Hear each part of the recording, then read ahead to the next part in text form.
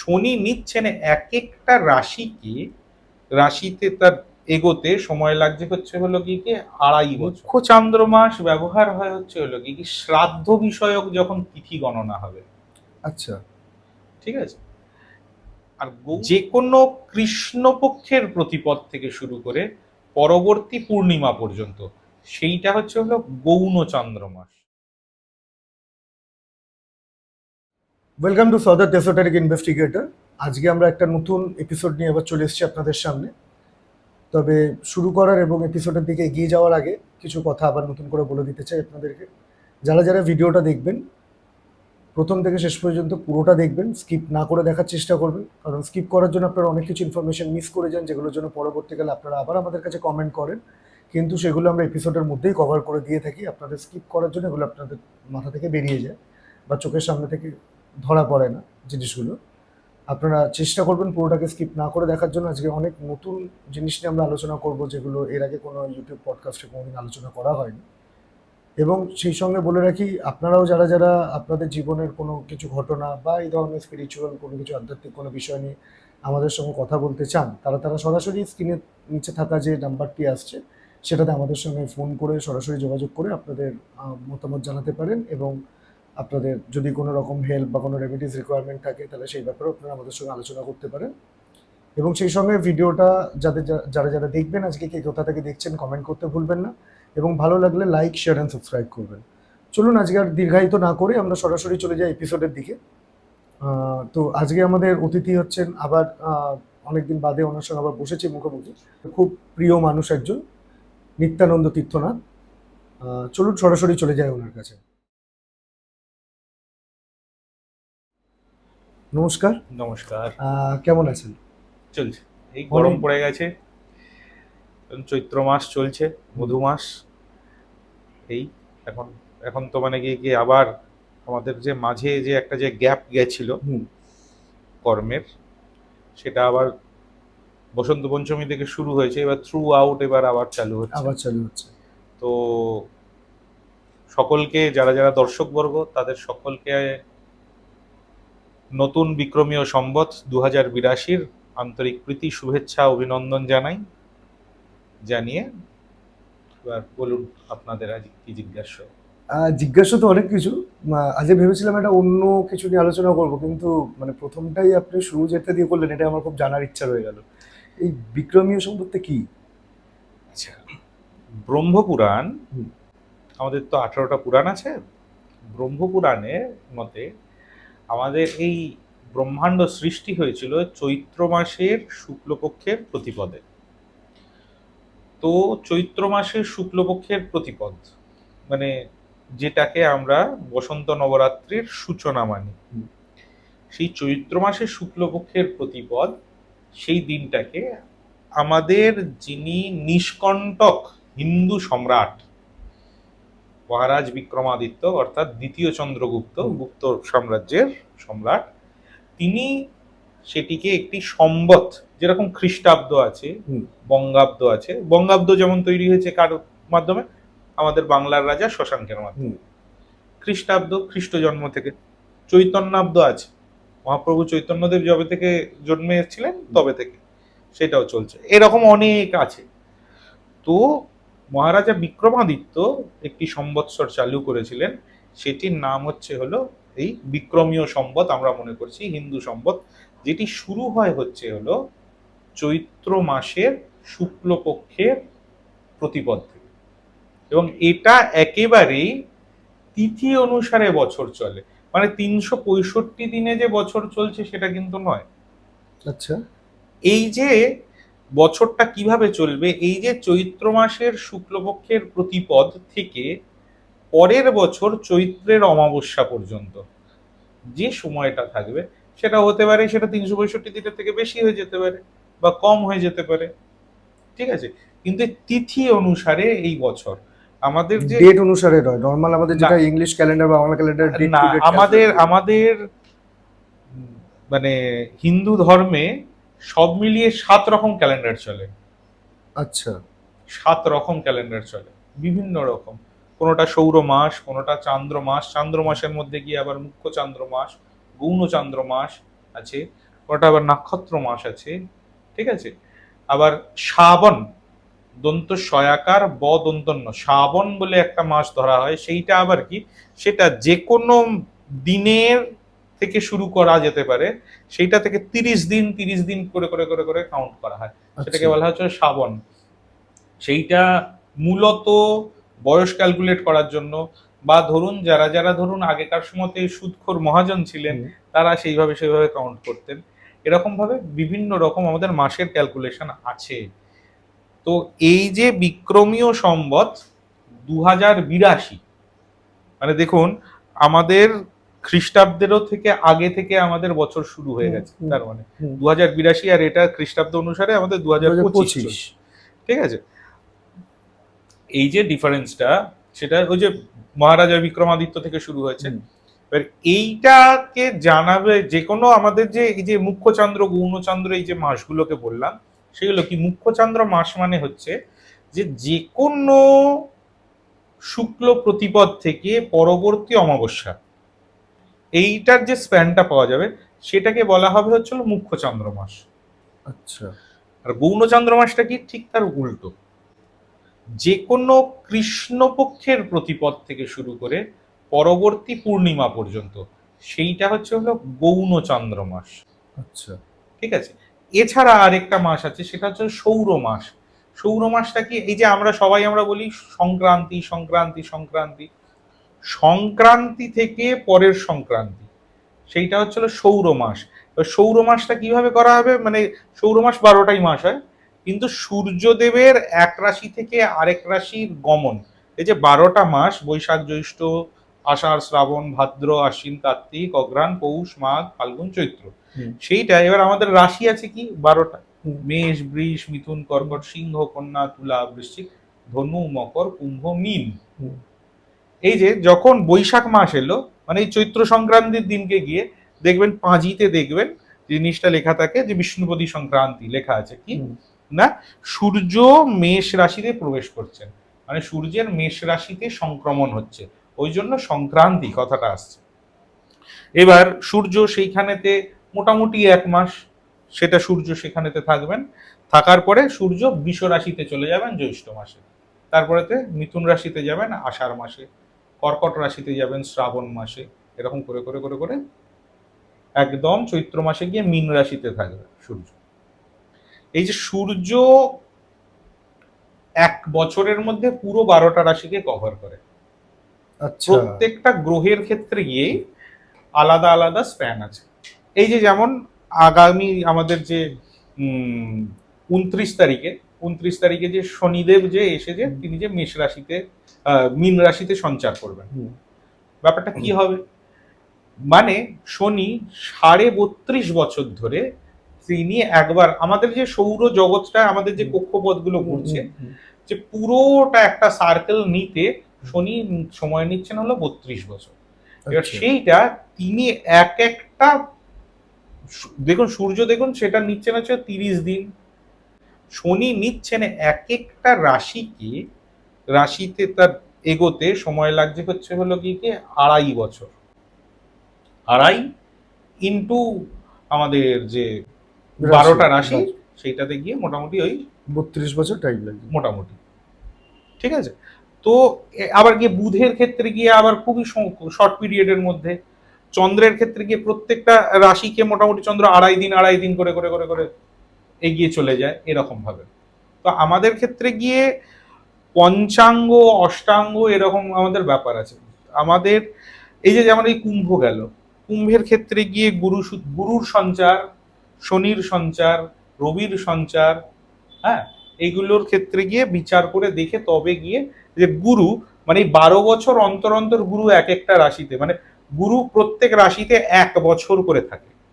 আচ্ছা, ঠিক আছে, প্রত্যেকটা রাশিতে গুরু একটি একটি করে বছর থাকবেন গুরু, মানে পুরো সাইকেলটা কমপ্লিট করতে গুরুর লাগছে 12 বছর। মানে বৃহস্পতির লাগছে হচ্ছিল 12 বছর। ঠিক আছে, শনির ক্ষেত্রে গিয়ে যাচ্ছে গিয়েছে 32.5 বছর, এরকম করে করে করে করে ব্যাপারগুলো চলতে থাকে। তো এই যে আমাদের যে বিক্রমীয় সম্বত, এবার সেইটারও এবার ব্যাপার আছে, এগুলোর আবার নাম আছে। এই যে বর্তমান যে বছর এখন ধরুন মানে কি যে বছরটা যে স্টার্ট হচ্ছে 2082 2025 সেটার নাম হচ্ছিল শুভকৃতু। আচ্ছা, এর আগের বছরের নাম ছিল পিঙ্গল। ওকে। এরকম 60খানা নাম আছে। 60খানা নামের সার্কেল পূরণ করবে, করে দিয়ে আবার 60-এ গিয়ে রিপিট হয়ে যাবে, আবার পুরনো সেই 1 নম্বর 2 নম্বর আবার করে 1 নম্বর আসবে। 2 নম্বর করে ওই করে নাম করে ধরে যাবে। ধরে আবার কন্টিনিউ হবে। 60খানা আবর্ত কমপ্লিট হলো, হয়ে গিয়ে আবার আরেকটাতে পড়ছে। মানে 60 মানে কি আমরা 12 বছরে একটা যুগ বলছি, 5টা যুগ কভার হলে তারপরে একটা একটা সার্কেল সাইকেল কমপ্লিট কমপ্লিট হবে। হয়।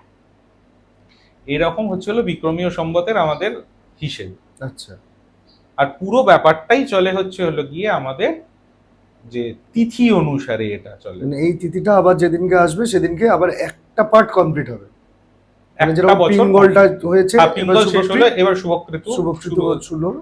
এবার শুভকৃতু এই যেটা শুরু হলো সেটা আবার এই পরের যে তিথি আসবে সেটা শুভকৃতু শেষ হবে, শেষ হয়ে যাবে, মানে হয়ে আবার পরের নতুনটা শুরু হবে। পরের চৈত্র অমাবস্যায় গিয়ে সেটা শেষ হবে। বুঝতে পেরেছি, ওই তিথিতে। আচ্ছা, আলোচনার মধ্যে একটা উঠে এলো চন্দ্রমাস। চন্দ্রমাস বিষয়টা কি? চন্দ্রমাস একটু আগে বললাম যে চন্দ্রের সঞ্চার, গৌণ আর মুখ্য চন্দ্র, গৌণ চন্দ্র। অ্যাকচুয়ালি চন্দ্রটা মানে চন্দ্রমাসটা কি ওভারঅল জিনিস? চান্দ্র মাস হলো আমাদের যে তিথি, তিথি চলে হচ্ছিল চন্দ্রের সঞ্চার অনুসারে, ঠিক আছে? তো এর যেটাকে আমাদের মুখ্য চান্দ্র মাস আর গৌণ চান্দ্র মাস আমাদের 2 রকম কর্মে ব্যবহার হয়। যেমন মুখ্য চান্দ্র মাস ব্যবহার হয় হলো কি শ্রাদ্ধ বিষয়ক যখন তিথি গণনা হবে। আচ্ছা, ঠিক আছে।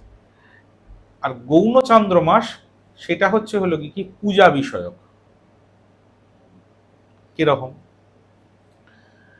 আমাদের একটা শ্লোকে বলা হচ্ছে আবদিকে পিতৃকৃত্যে তু মাসশ্চন্দ্রমস স্মৃতম বিবাহাদৌ স্মৃত সৌর যজ্ঞাদৌ শ্রাবণৌ মতম। একটু আগে শ্রাবণ কথাটা এসেছে, তো 4খানা দেখুন এখানে।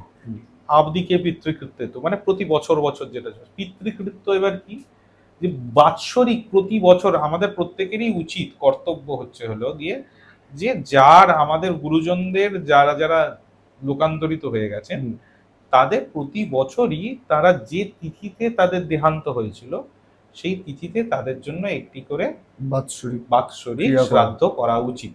আচ্ছা, তো সেইটা হচ্ছিল আবদিক, মানে প্রতি বছর সেই তিথিটা যেটা আসবে সেটা। এবার বলছে কি মাসশ্চন্দ্র মসস্মৃত। এইবার সেইটা হচ্ছে কি যে স্মৃতিউক্ত যা যা কিছু কাজ। এবার স্মৃতিউক্ত কি কাজ? স্মৃতিউক্ত হচ্ছিল 1 পূজা পাঠ, 2 হচ্ছিল পিতৃপূজা, দেবপূজা। দেবপূজার কাজ সেটা হবে গৌণ চান্দ্র মাস অনুসারে। এবারে লক্ষ্য করে দেখুন মাঝে মাঝে কিন্তু দেখবেন দুর্গাপুজো কার্তিক মাসে চলে যায়। চলে যায় তো। আচ্ছা, আরেকটা জিনিস দেখবেন যে আমাদের শ্রাবণ মাস পড়ে গেছে, কিন্তু যারা যারা অবাঙালি তারা দেখবেন হয় তারা আগে থেকে তারা বলে শ্রাবণ পড়ে গেছে, বা তারা কিছুদিন বাদ থেকে তারা শ্রাবণ করে। হ্যাঁ, এবারে ওরা করছে কি শ্রাবণটা দিয়ে আগে বোঝে। শ্রাবণ ওদের ক্ষেত্রে গিয়ে শুরু হবে তবেই গুরু পূর্ণিমাটা চলে যাবে। গুরু পূর্ণিমা চলে যাওয়ার পরে যে প্রতিপদ তিথিটা পড়লো, মানে আষাঢ়ের পূর্ণিমা পেরিয়ে গেল, তারপরেতে কৃষ্ণা প্রতিপদ যে শুরু হলো, তবে থেকে তারা শুরু করবে হলো শ্রাবণ মাস। শ্রাবণ মাসেতে তারা এবার শিবের মাস ধরবে। এবার কেন শিবের যে ব্রত শ্রাবণ ব্রত করবে, এবার কেন না শ্রাবণ ব্রত সেটা তো শিব পুরাণোক্ত পৌরাণিক পূজা। আবার দেব পূজার মধ্যে গিয়ে 2 রকম হয়, পৌরাণিক আর একটা হচ্ছিল তন্ত্রোক্ত। ঠিক আছে, 2 রকম পূজা হয়। পৌরাণিক পূজাগুলোর ক্ষেত্রে গিয়ে যেমন দুর্গাপুজো হচ্ছিল পুরাণ মতে পুজো হয় আমাদের। বৃহন্নন্দিকেশ্বর দেবী, বৃহন্নন্দিকেশ্বর পুরাণ, দেবী পুরাণ, কালিকা পুরাণ, এই সমস্ত। ঠিক আছে, এছাড়াও তন্ত্রোক্ত বিধিতেও দুর্গাপুজো হয় না যে তা নয়, কিন্তু আমরা মেনলি আমরা দেখতে পাই দুর্গাপুজো হলো পৌরাণিক পুজো। তো সেক্ষেত্রে গিয়ে দুর্গাপুজোর ক্ষেত্রে গিয়ে কি বলা হচ্ছে যে গৌণ চান্দ্র আশ্বিন মাসের যে কৃষ্ণা নবমী তিথি, সেইটা আচ্ছা। থেকে প্রথম হয় হচ্ছে হলো দুর্গাপুজোর প্রথম বোধন, ঠিক আছে? তো সেইটা মানে থেকে আমরা তার যেটাকে দেবীর বোধন বলি।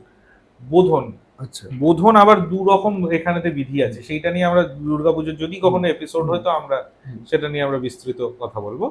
তো বলা হচ্ছে কি যে আমাদের ভাদ্র মাস পেরিয়ে যাবে, মানে ভাদ্রের পূর্ণিমা পেরিয়ে চলে যাবে, ভাদ্রের পূর্ণিমা পেরিয়ে যাওয়ার পরে ঠিক যে আশ্বিনটা পড়বে, মানে যে যে নবমী তিথিটা পড়বে, সেইটা থেকে দেবীর শারদীয়া পূজা শুরু হয়ে যাবে। মানে পঞ্চমী, ষষ্ঠী, চতুর্থী যে কাউন্ট গুলো হ্যাঁ থাকে সেই হ্যাঁ, কাউন্টিং এগুলো শুরু এগুলো হয়ে এগুলো। দশমীতে গিয়ে শেষ হ্যাঁ, হচ্ছে। মানে মহালয়া এই জন্য দেখবেন এই তো কিছুদিন আগেই তো মানে দেখা গেল যে হট করে মহালয়া হয়ে গেল এক মাস আগে, তারপরেতে চলে এলো হচ্ছে হলো আমাদের দুর্গাপুজো, তাই তো? দুর্গাপুজো। কেন ওরকম এক মাস? মাঝে একটা মাসের একটা গ্যাপ গেছিল, সেটা হচ্ছে মল মাস গেছে। আচ্ছা।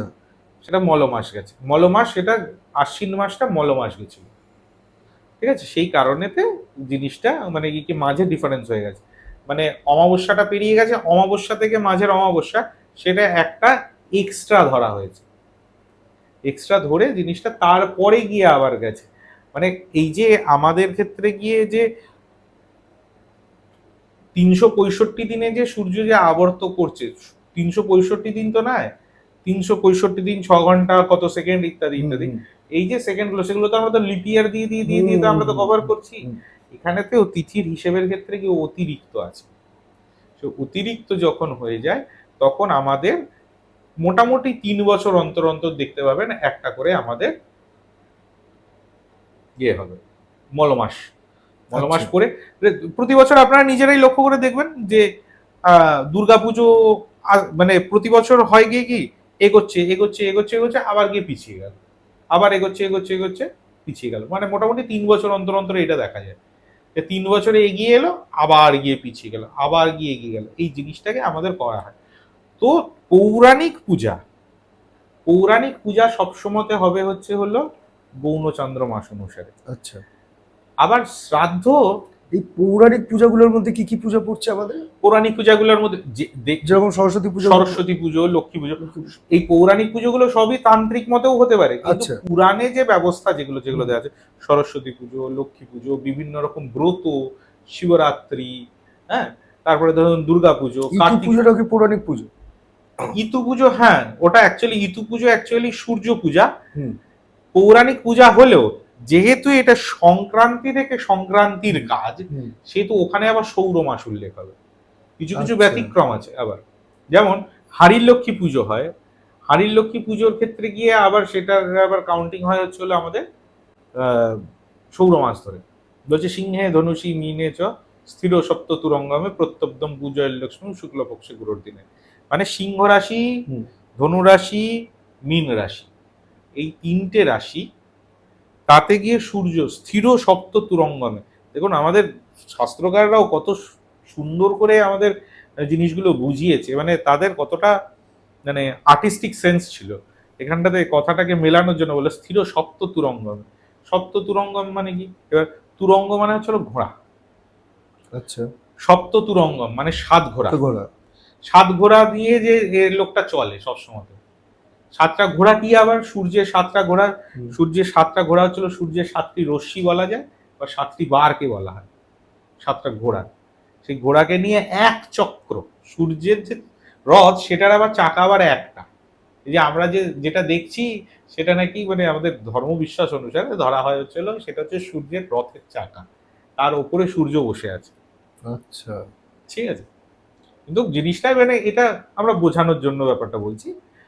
অ্যাকচুয়ালি মানে সূর্যকে বলা হচ্ছে হলো কি সূর্যমণ্ডলের মধ্যে আবার ব্যাপার আছে, তার মধ্যে গিয়ে ভগবান বিষ্ণু অধিষ্ঠান করেন, মানে বিষ্ণু বলতে নারায়ণ, তিনি অধিষ্ঠান করেন, যেটাকে হিরণ্যগর্ভ পুরুষ বলা হয়, তিনি সেখানেতে অধিষ্ঠান করেন, তারও আবার হৃদয়ে গিয়ে ভগবতী অধিষ্ঠান করেন, এরকম করে করে চলে।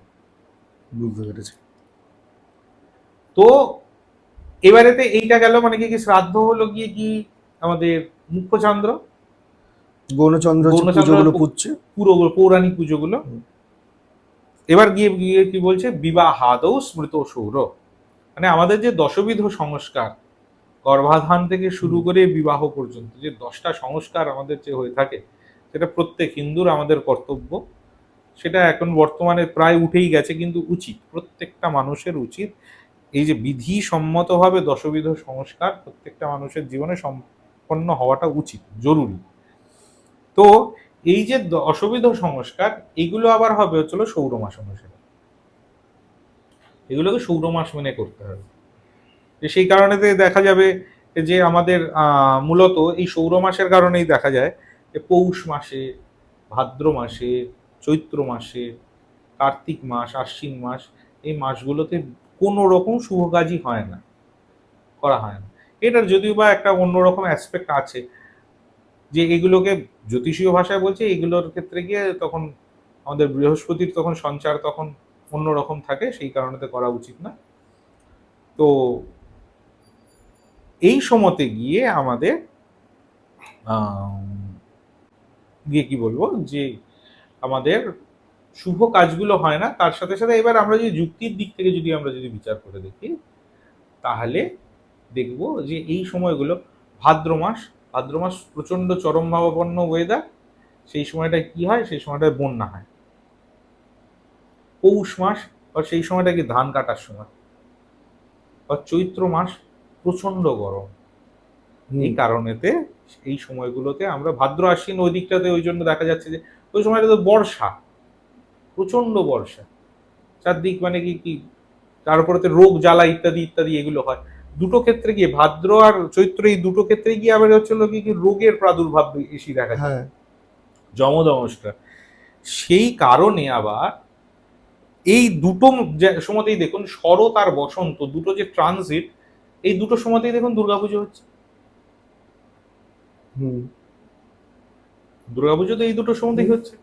কেন হচ্ছে না, বলা হচ্ছে যমদমসটা। এই সময়তে গিয়ে কি যম তার দাঁত বের করে বসে থাকে, মানুষ মরে, প্রচুর মরে, মানে রোগ জ্বালা অমুক তমুক ইত্যাদি গুলো হয়ে থাকে। এটাই যে দুর্ভোগটা কাটানোর জন্যই দেবীর আবাহন, কাটানোর জন্যই দেবীর আবাহন।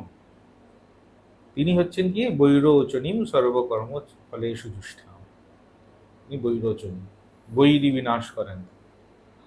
হ্যাঁ, তো সেই কারণেতে এই দুটো সময়তে আমাদের, সেই কারণে তো দুর্গাপুজো হয়ে থাকে। এছাড়া এই যে বসন্তকাল, এখন তো মহামারীর প্রাদুর্ভাব চলছে, সেই কারণে তো শীতলা পূজা শুরু হয়ে গেছে ফাল্গুন চৈত্র মাস থেকে আপ টু মোটামুটি জ্যৈষ্ঠ মাস পর্যন্ত শীতলা পূজা হয়ে থাকে, পাড়ায় পাড়ায় পুজো চলছে। এটা এই শীতলার ক্ষেত্রে গিয়েও আবার দেখবেন যে যদি আমরা যে শীতলার পালাটা যদি লক্ষ্য করে দেখি, যে বিরাট রাজার পালা, সেখানে তো বলছে শীতলা নাকি 7 রকম কড়াই ছড়িয়ে দিয়েছিল। হ্যাঁ, অ্যাকচুয়ালি দেখা যাচ্ছে পালা মানে যাত্রার কথাটা বলছেন, যেটা সেই শীতলার গান হয়, তাতে বলছে পুজোর পরে যেটা হয়। হ্যাঁ, পুজোর পরে যেটা হয়, সেখানে দেখানো হচ্ছে কি এরকম একটা, মানে মা শীতলার ধ্যান মন্ত্রও বলছে যে এরকম মাথাতে একটা কুলো নিয়ে, কুলোর মধ্যে একটা পুঁটলি থাকে ওনার, ওর মধ্যে গিয়ে ওই কলাইগুলো থাকে, ওটাকে নিয়ে উনি আসেন, একটা কাঁকে একটা ঘোড়া আর এই হাতে একটা ঝাড়ু সমার্জনী নিয়ে আসেন। তো এবার জিনিসটা কি, এই যে কড়াই যেটা উনি মাথায় নিয়ে থাকেন, উনি তো অ্যাকচুয়ালি বলা হচ্ছিল চতুষ্ষষ্টিবিধ রোগের অধিষ্ঠাত্রী দেবী। আমাদের দেখুন একটা জিনিস, অন্য ক্ষেত্রে গিয়ে আমাদের রোগকে আমরা দূরে পাঠাই, কিন্তু আমাদের হিন্দু ধর্মটাই এমন এক ধর্ম যেখানেতে তাকেও আমরা সম্মান করি, তাকেও প্রয়োজন আছে। মা শীতলার সাথে তার অনুচর কে কে, মা শীতলার ভৈরব হচ্ছেন হলো পঞ্চানন, কেউ বলে হচ্ছে ঘেটু ঠাকুর মানে ঘন্টা করানো, এটা নিয়ে মতভেদ আছে। এবার পঞ্চানন হচ্ছে হলো আমাদের যে বাচ্চাদের একটা রোগ আছে, তর্কা লেগে যাওয়া বলে, সেটা খিঁচের রোগ, বা ধরুন সেপটিক হয়ে যাওয়া, এই রোগের অধিষ্ঠাতা হচ্ছেন হলো পঞ্চানন। আবার পঞ্চানন হচ্ছিল কি স্কিনে যে খোস পাঁচড়া ছুলি, এই সমস্ত রোগের অধিষ্ঠাতা হচ্ছেন হলো পঞ্চানন। ঠিক আছে, যেগুলো বাচ্চাদের যে পঞ্চানন বলতে একটু মোটা করে, হ্যাঁ, মোটা গোঁপ আছে, লাল রঙের থাকে, আচ্ছা, পঞ্চানন। তিনি হচ্ছেন হলো শীতলার ভৈরব। এতটা বড় মন্দিরও আছে আমাদের, প্রচুর আছে, প্রচুর আছে, পঞ্চাননের মন্দির আপনি প্রচুর পাবেন। আমাদের এই শোভাবাজারে আছে, হুম। শোভাবাজারে তো দুটো তিনটে আছে, আপনি কুমোরটুলির ভিতরে পাবেন, আপনি না, আন্দুলে আমি পাবেন। বলছিলাম এর একটা বোধহয় বড় কোনো মন্দির আছে আমাদের ট্রেন লাইনেই পড়ে, ওটা খুব বিখ্যাত, খুব বড় জায়গা ওটা, ওখানে বোধহয় একটা আছে। আমি ঠিক মনে করতে পারছি না এই মুহূর্তে নামটা, তবে মনে পড়লে পরবর্তীতে আন্দুলের বলছি। ওদিকেও আছে আমাদের, তারপরে সাউথ কলকাতাতেও বেশ কয়েকটা আছে। হ্যাঁ। আমাদের বউবাজারে আছে পঞ্চাননতলা। আচ্ছা। বউবাজারে খুব বিখ্যাত। বউবাজার অঞ্চলটাতে ভীষণ, মানে যেরকম শালকিয়া হুম। প্রচুর শীতলা মন্দির দেখতে পাওয়া যায়, আমাদের এই এরিয়ার মধ্যে, আমাদের উত্তর কলকাতাতে প্রচুর পাবেন, কিন্তু তার মধ্যেও গিয়ে প্রমিনেন্টলি আমাদের এই বউবাজার এরিয়াতে আপনি পাবেন প্রচুর শীতলা মন্দির, পঞ্চাননের মন্দির পাবেন আপনি। তো এই যে দেখা যায় হচ্ছে হলো কি 7 রকম ভেরিয়েশন আছে চিকেন পক্সের, সেগুলোকে ওই কড়াই বলে বলে ওরা। যে এইটা যখন উঠলো প্রসঙ্গটা, আমি এখানে একটা জিনিস জানতে চাইবো, এই যে চিকেন পক্স বা পক্স, যে কোনো ধরনের পক্স, এটাকে বলা হয় মায়ের দয়া। হ্যাঁ, কারণটা কি? মা কি দয়া করে রোগটা দেন? অ্যাকচুয়ালি বলে নাকি বলা, একটা মানুষের জীবনে একবারই হয়, দ্বিতীয়বার কারোর পক্স দেবী হয় না। আসেন, বলা হয় যে ওই যে উনি উনি তো অ্যাকচুয়ালি তো রোগের অধিষ্ঠাত্রী দেবী, উনি এসেছেন মানে আপনার শরীরেতে তখন মনে করা হয় যে দেবী অধিষ্ঠিত হয়েছে। হ্যাঁ, যে কারণে কেউ ছোঁয় না বা ছোঁয় না, অনেক বা রকম। সেই সেই দিন বা যেই সময়তে উনি আসেন, যতক্ষণ না পর্যন্ত যেগুলোই মানে যেগুলো গায়েতে যেগুলো বেরোয়, স্কিন গুলো, ডেড সেলস গুলো। হ্যাঁ ডেড সেল গুলো যেগুলো বেরোয়, যতক্ষণ না ওর মুখগুলো কালো হচ্ছে ততক্ষণ পর্যন্ত মনে করা হয় যে দেবী আছেন। মুখগুলো কালো হতে শুরু করেছে মানে সোজা কথা শুকোতে শুরু করেছে যখন, তখন জানা হবে যে দেবী চলে চলে গেছে। যাচ্ছে। তারপরে যতক্ষণ শীতলা পর্যন্ত পুজোয় দেবী দিয়ে আবার আছেন, স্নান করাতে হয়। যতক্ষণ পর্যন্ত দেবী আছেন ধরা হয়, ততক্ষণ পর্যন্ত আবার সেই বাড়িতে অন্য কোনো দেবীর পুজো টুজো হয় না, হ্যাঁ হ্যাঁ হ্যাঁ হ্যাঁ। পুজো ইত্যাদি করা হয় না, কারণ তিনি এসে প্রকট। আমাদের হিন্দু ধর্মে প্রত্যক্ষ দেবতা বলে মনে করা হয় শীতলাকে, মনসাকে, দশ মহাবিদ্যাকে, দশাবতারকে, গঙ্গা, যমুনা ইত্যাদি, এদেরকে আমরা মানে মনে করি যে এরা হচ্ছে প্রত্যক্ষ দেবতা। এরা যদি কোথাও যদি উপস্থিত হয়ে গেছে, এদেরই পূজা মুখ্যত হবে। আচ্ছা। তো শীতলার মাথাতে এই যে পুটলিটা আছে, তার সাথে শীতলার এই যে ঘটি, এই ঘটিটার মধ্যে থাকবে হচ্ছে কি সর্বৌষধি মহৌষধি মিশ্রিত জল থাকে, হলুদ সর্বৌষধি মহৌষধি মিশ্রিত জল, আর তার মধ্যে নিমের ডাল দেয়া থাকে। নিমের ডাল দিয়ে উনি ছিটেটা দেবেন। আর এই যে ঝাড়ুটা দিয়ে উনি দুর্ভোগটাকে কাটাবেন, আচ্ছা, মানে দুর্ভোগটাকে পরিষ্কার করছেন। পরিষ্কার করে দিচ্ছেন। এই যে রোগ আসা মানে কি আমাদের দেখবেন যে মানে পুরনো মানুষ যারা ধরুন একটু পা মুচকে গেছে, কি ধরুন মানে লেগে গেছে, কি ধরুন এরা একটু ফোঁড়া টোড়া হয়েছে, বলে কি খুজরো পাপ। কথাটাতেই আছে, কথাতেই খুজরো পাপ। খুজরো পাপ মানে কি এই খুজরো পাপ এইভাবে ঈশ্বরকে আমরা মনে করি যে যে ছোটখাটো যে এই যে দুর্ভোগগুলো দিয়ে যে বড় সড়ো যে আমাদের যে কর্মগুলোকে তারা কাটিয়ে পরিষ্কার করে দেয়। আচ্ছা। এই যে শুরুতেই যে আমরা যে প্রসঙ্গে এসেছিলাম শনিদেব, শনিদেবের যে রাশি সঞ্চার যেটা মনে করা হয় সাড়ে সাতি, যেটা আমরা বলছি সাড়ে সাতি ব্যাপারটা, সাড়ে সাতি মানে হচ্ছে হলো শনি এমন একজন গ্রহ যার একমাত্র বলয় আছে, আছে তো অন্য কারণ নেই না। উনি যখন সঞ্চার করেন, যখন এবার উনি ধরুন এই জায়গাতে ধরুন উনি আসবেন, উনি ধরুন এখানে আছেন, উনি এবার ওনার বলয়টা নিয়ে আসছেন, তো উনি যখন আসছেন তখন তো প্রথমে তো বলয়টা ঢুকবে, উনি ক্রস করছেন, বলয়টা গেল, তারপরেতে ওনার গোলটা এলো, তারপরে সেটাও ক্রস করে গেল, তারপরে এটা গেল, সেটা এইভাবে ক্রস করে চলে গেল, তাই তো। তো শনি কোনো একটি মানে রাশিতে যখন আসছেন, তো তার পরের রাশিতে তার ওই বলয়টা আগে প্রবেশ করে যায়, তারপরে তো উনি প্রবেশ করলেন, তারপরে তো উনি যখন চলে গেলেন ওনার এই দিকের যে বলয়ের যে বাকি অংশটুকু সেটা রইলো, সেটাও ক্রস করলো। তো এবার কি 7.5 বছর, সেটা মানে আড়াই বছর হচ্ছে হলো কি তার পূর্বের প্রভাব, 2.5 বছর মুখ্য, তারপরে 2.5 বছর শেষে। মানে ঠিক যেরকম দেখবেন যখন আমাদের ডাইনামিক স্পিডের কোনো ট্রেন যখন যায় দেখবেন, তখন দেখবেন সবসময়তে ট্র্যাকের দুই সাইডের দুটো ট্র্যাককে খালি করে দেয়া, কেননা ওর ভাইব্রেশনে তো পাশের ট্রেন উল্টে যেতে পারে। তো শনিও হচ্ছে হলো কি ঠিক এরকম। তো সেই কারণে তো তার মানে কি মনে করা হয় যে যে রাশিতে মানে সাড়ে সাতি মানে কি তার আগের রাশিতে যখন শনি প্রবেশ করবে, মানে তার আগের রাশি থেকে শুরু হবে, মানে কি শনি যখন এসে যাবে, তার মানে কি তার তার রাশিতে গিয়ে তার বলয়টা এসে গেছে, তারপরে তো মূল রাশিতে তিনি এলেন, পরের রাশিতে যখন শনি চলে গেলেন তখন বলয়ের এই ধারটা গেল, তারপরের রাশিতে যখন শনি গেল তখন পুরো প্রভাব মুক্ত হলো।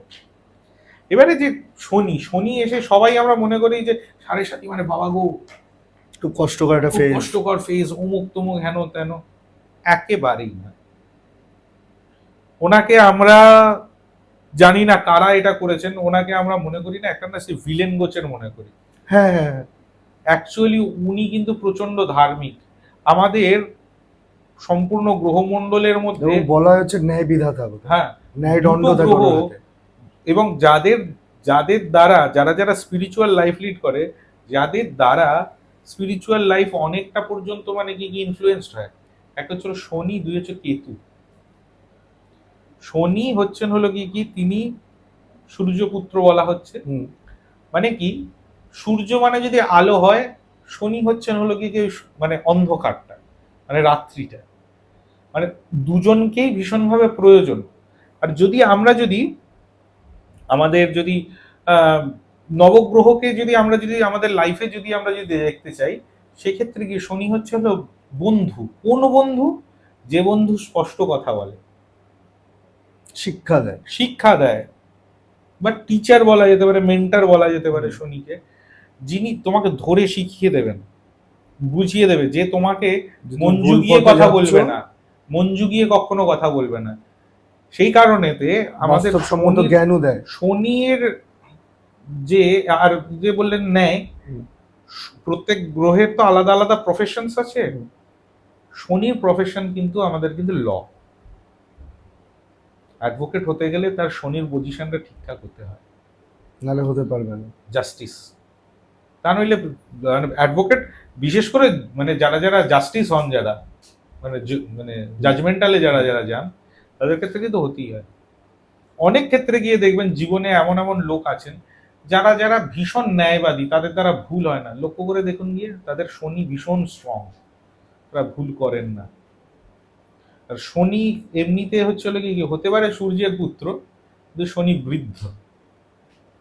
কিভাবে? শনিকে বৃদ্ধাবস্থা মনে করা হয়, শনিকে বৃদ্ধ বলা হচ্ছে, শনিকে মন্দ বলা হচ্ছে। মন্দ মানে কি যে ধীর, ধীরে চলে, যেটা আমরা বলি মন্দ গতি। হ্যাঁ, মন্দ গতি আমরা বলছি। কেন এবার ধীরে চলে? সূর্য শনির নাকি পায়ে আঘাত করে দিয়েছে, সে কারণে শনি একটু খুঁড়িয়ে হাঁটে। সে কারণে শনির দান দেওয়া হয় উচিত হচ্ছিল সবসময়তে। যারা যারা যাদেরকে দেয়া হচ্ছে মানে কি, অন্য তো বিভিন্ন আছে, তার মধ্যে গিয়ে ধরুন কাউকে দিচ্ছেন, ধরুন দেখা যাবে যার পাটা একটু এফেক্টেড, জানা হবে যে হ্যাঁ শনি প্রকট। যেরকম রাহুর ক্ষেত্রে গিয়ে কুষ্ঠ রোগীকে মনে করা হয়, এরকম এরকম ব্যাপার আছে। যেরকম মঙ্গলের ক্ষেত্রে গিয়ে মঙ্গলের দান দেওয়া উচিত যারা যারা পরিশ্রম করে, যারা যারা মানে কায়িক পরিশ্রম করে, যারা মজুর শ্রমিক, তাদেরকে দেওয়া উচিত। আবার বুধের দান দেওয়া হবে কাকে? ছোট বাচ্চা যারা যারা মানে কি লেখাপড়া করে, তাদেরকে দেওয়া হবে। মঙ্গলের দান কাকে দেওয়া হবে? আচ্ছা, মানে আমাদের ওকে মঙ্গল বলছি, মঙ্গল তো বললাম। কেতুর দান কাকে দেওয়া হবে? বলা হচ্ছে নাপিত। কেন? নাপিত, কসাই অথবা ভাই কাটবে, কেতু কেটে দেয়। আচ্ছা, সিজার। কেতু ওই যে ওই জন্য বলা হচ্ছে সংসার বন্ধন কেটে দেয়। শনি শনি যেমন ডিস্ট্র্যাক্ট করে দেয়, একা করে মানুষকে। আর মানুষ একা হলে তবে গিয়ে মানুষ বাস্তববাদী হয়। জীবনে সেটার জন্য শিক্ষা পাওয়াটা খুব দরকার, সেই শিক্ষাটাই দেয়। দেখুন, একা যতক্ষণ না হবেন, আপনাকে মেন্টার আপনাকে কি করতে পারে, সাবধান করতে পারে, অ্যালার্ট করতে পারে, শিখিয়ে দিতে পারে, কিন্তু সেটা কি আপনার জন্য? সেটা চেতনা। কিন্তু চৈতন্য, চেতনা আর চৈতন্যর মধ্যে একটু পার্থক্য আছে। এরকম একটা ছোট বাচ্চা, ধরুন একটা ধরুন বাল্ব জ্বলছে, বা ধরুন একটা ছুরি আছে, বাচ্চাটাকে আপনি বারবার করে বলছেন হাত দেয় না বাবু, হাত দেয় না, হাত দিও না, লেগে যাবে, ছাঁকা লেগে যাবে, কি হাত কেটে যাবে। বাচ্চা তাতেও দেখবেন যে এগিয়ে যাচ্ছে। ওটা আউট অফ কিউরিওসিটি, যতক্ষণ ওখানে ছ্যাঁকা পাচ্ছে বা হাতটা যতক্ষণ না খাচ্ছে, ওর ব্যথা লাগলো যখন, ও আর জীবনে করবে না, কারণ ও বুঝে গেছে এবার হাত সেটা দিলে প্রবলেম হবে। সেটা ওর চৈতন্য, একটা চেতনা, একটা চৈতন্য। চৈতন্য তখনই হবে যখন তুমি প্র্যাকটিক্যালি করবে। শনি আপনাকে প্র্যাকটিক্যালি দেখায়। আর দেয়ালে এবছর পিঠটা ঠেকিয়েই দেবে, হ্যাঁ, দেয়ালে পিঠটা ঠেকিয়ে দেবে। না, দেয়ালে পিঠ ঠেকাবে না। কখন ঠেকাবে না? যদি আপনি অনুশাসনে থাকেন, আপনাকে অনুশাসনে রাখবে। অনুশাসনে যদি চলা যায়, যদি এথিক্যালি রাইট থাকা যায়, শনি আপনাকে কিচ্ছু করবে না। আর যদি মানে কি বলবো, নিজেকে একটু নিগ্রহে রাখতে হয়। যেমন সাপোজ ধরে নিন 1.5 কিলোমিটার রাস্তা, বেশ রোদ, কিন্তু রোদটা হাঁটা যায়, ইজিলি বাসে করে চলে যাওয়া যায়। আপনি হাঁটুন, পরিশ্রম করুন, আচ্ছা, পরিশ্রম করাবে, খাটাবেন, স্লো বাট স্টেডি আপনাকে বানিয়ে দেবে। এর নাম শনি। স্লোলি হবে সবকিছু, কিন্তু আপনাকে সেই জিনিসটাকে মানে অ্যাবসলিউট নলেজটা আপনাকে দেবে। হাঁটো, জীবনে যে চলো, অধ্যাবসায় যেটাকে বলে, সেই জিনিসটা শনি শেখায়। আচ্ছা, শনিকে সেই কারণেতে মনে করাটা একদম উচিত নয় যে মানে ভিলেন হিসেবে ভিলেন, ধরা। একদম নয়, একেবারেই নয়। এ হচ্ছে হলো কি সে স্পষ্টবক্তা বন্ধু জীবনের। বা এক একজন টিচার থাকেন যিনি কখনোই আপনাকে মানে কি বলবো, সে টিচার, টিচার মানে কি টিচার তো দু রকম হয় না। একটা হচ্ছে স্কুলে পড়িয়ে দিয়ে ছেড়ে দিল, আরেকজন হচ্ছে বাড়িতে আপনাকে সেই প্রাইভেট টিউটার, যে যাকে মেন্টার বলতে হবে রীতিমতো, সে করাবে, মানে আত্মস্থ করাবে জিনিসটা। শনি হচ্ছে হলো সে।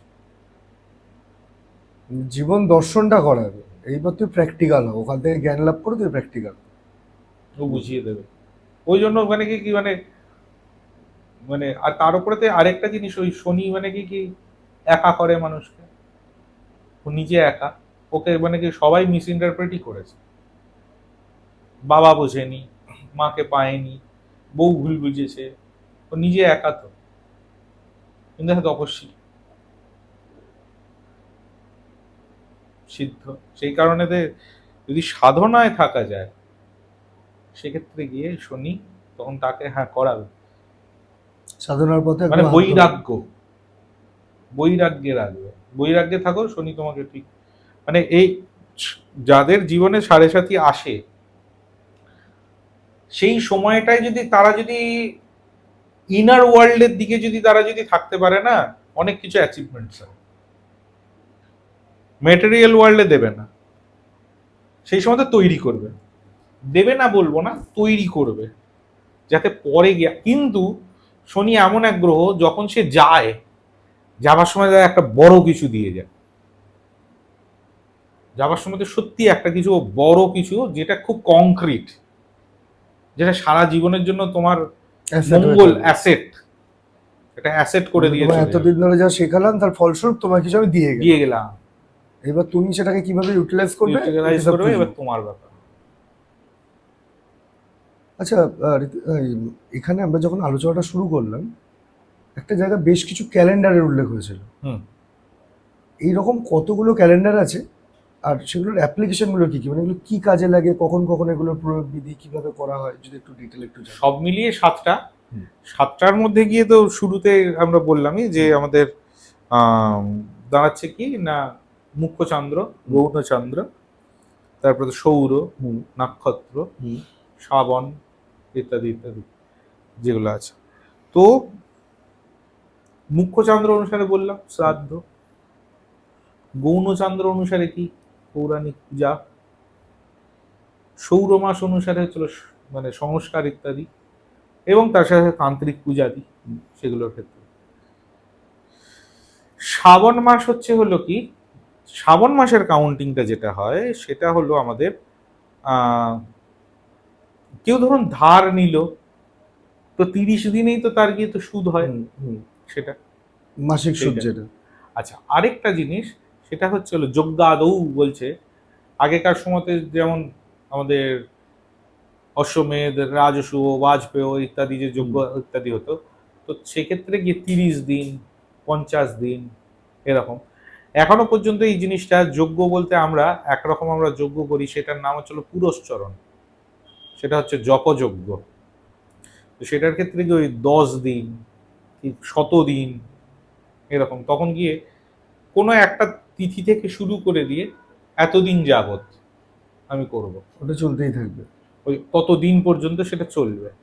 আচ্ছা, আরেকটা জিনিস ওই আয়ু গণনার ক্ষেত্রে গিয়ে সেটা সেটা কিরকম, এক হচ্ছে হলো আমাদের অন্নপ্রাশনের সময়তে, আরেকটা হচ্ছে পৈতের সময়তে গিয়ে এই শ্রাবণ অনুসারে দিন কাউন্ট করতে লাগে।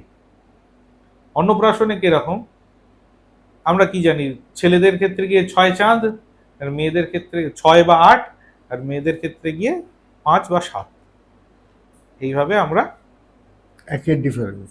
হ্যাঁ আমরা ইয়ে করে থাকি। আমাদের কি হয়, অন্নপ্রাশনের দিন করা হয়। কিন্তু না,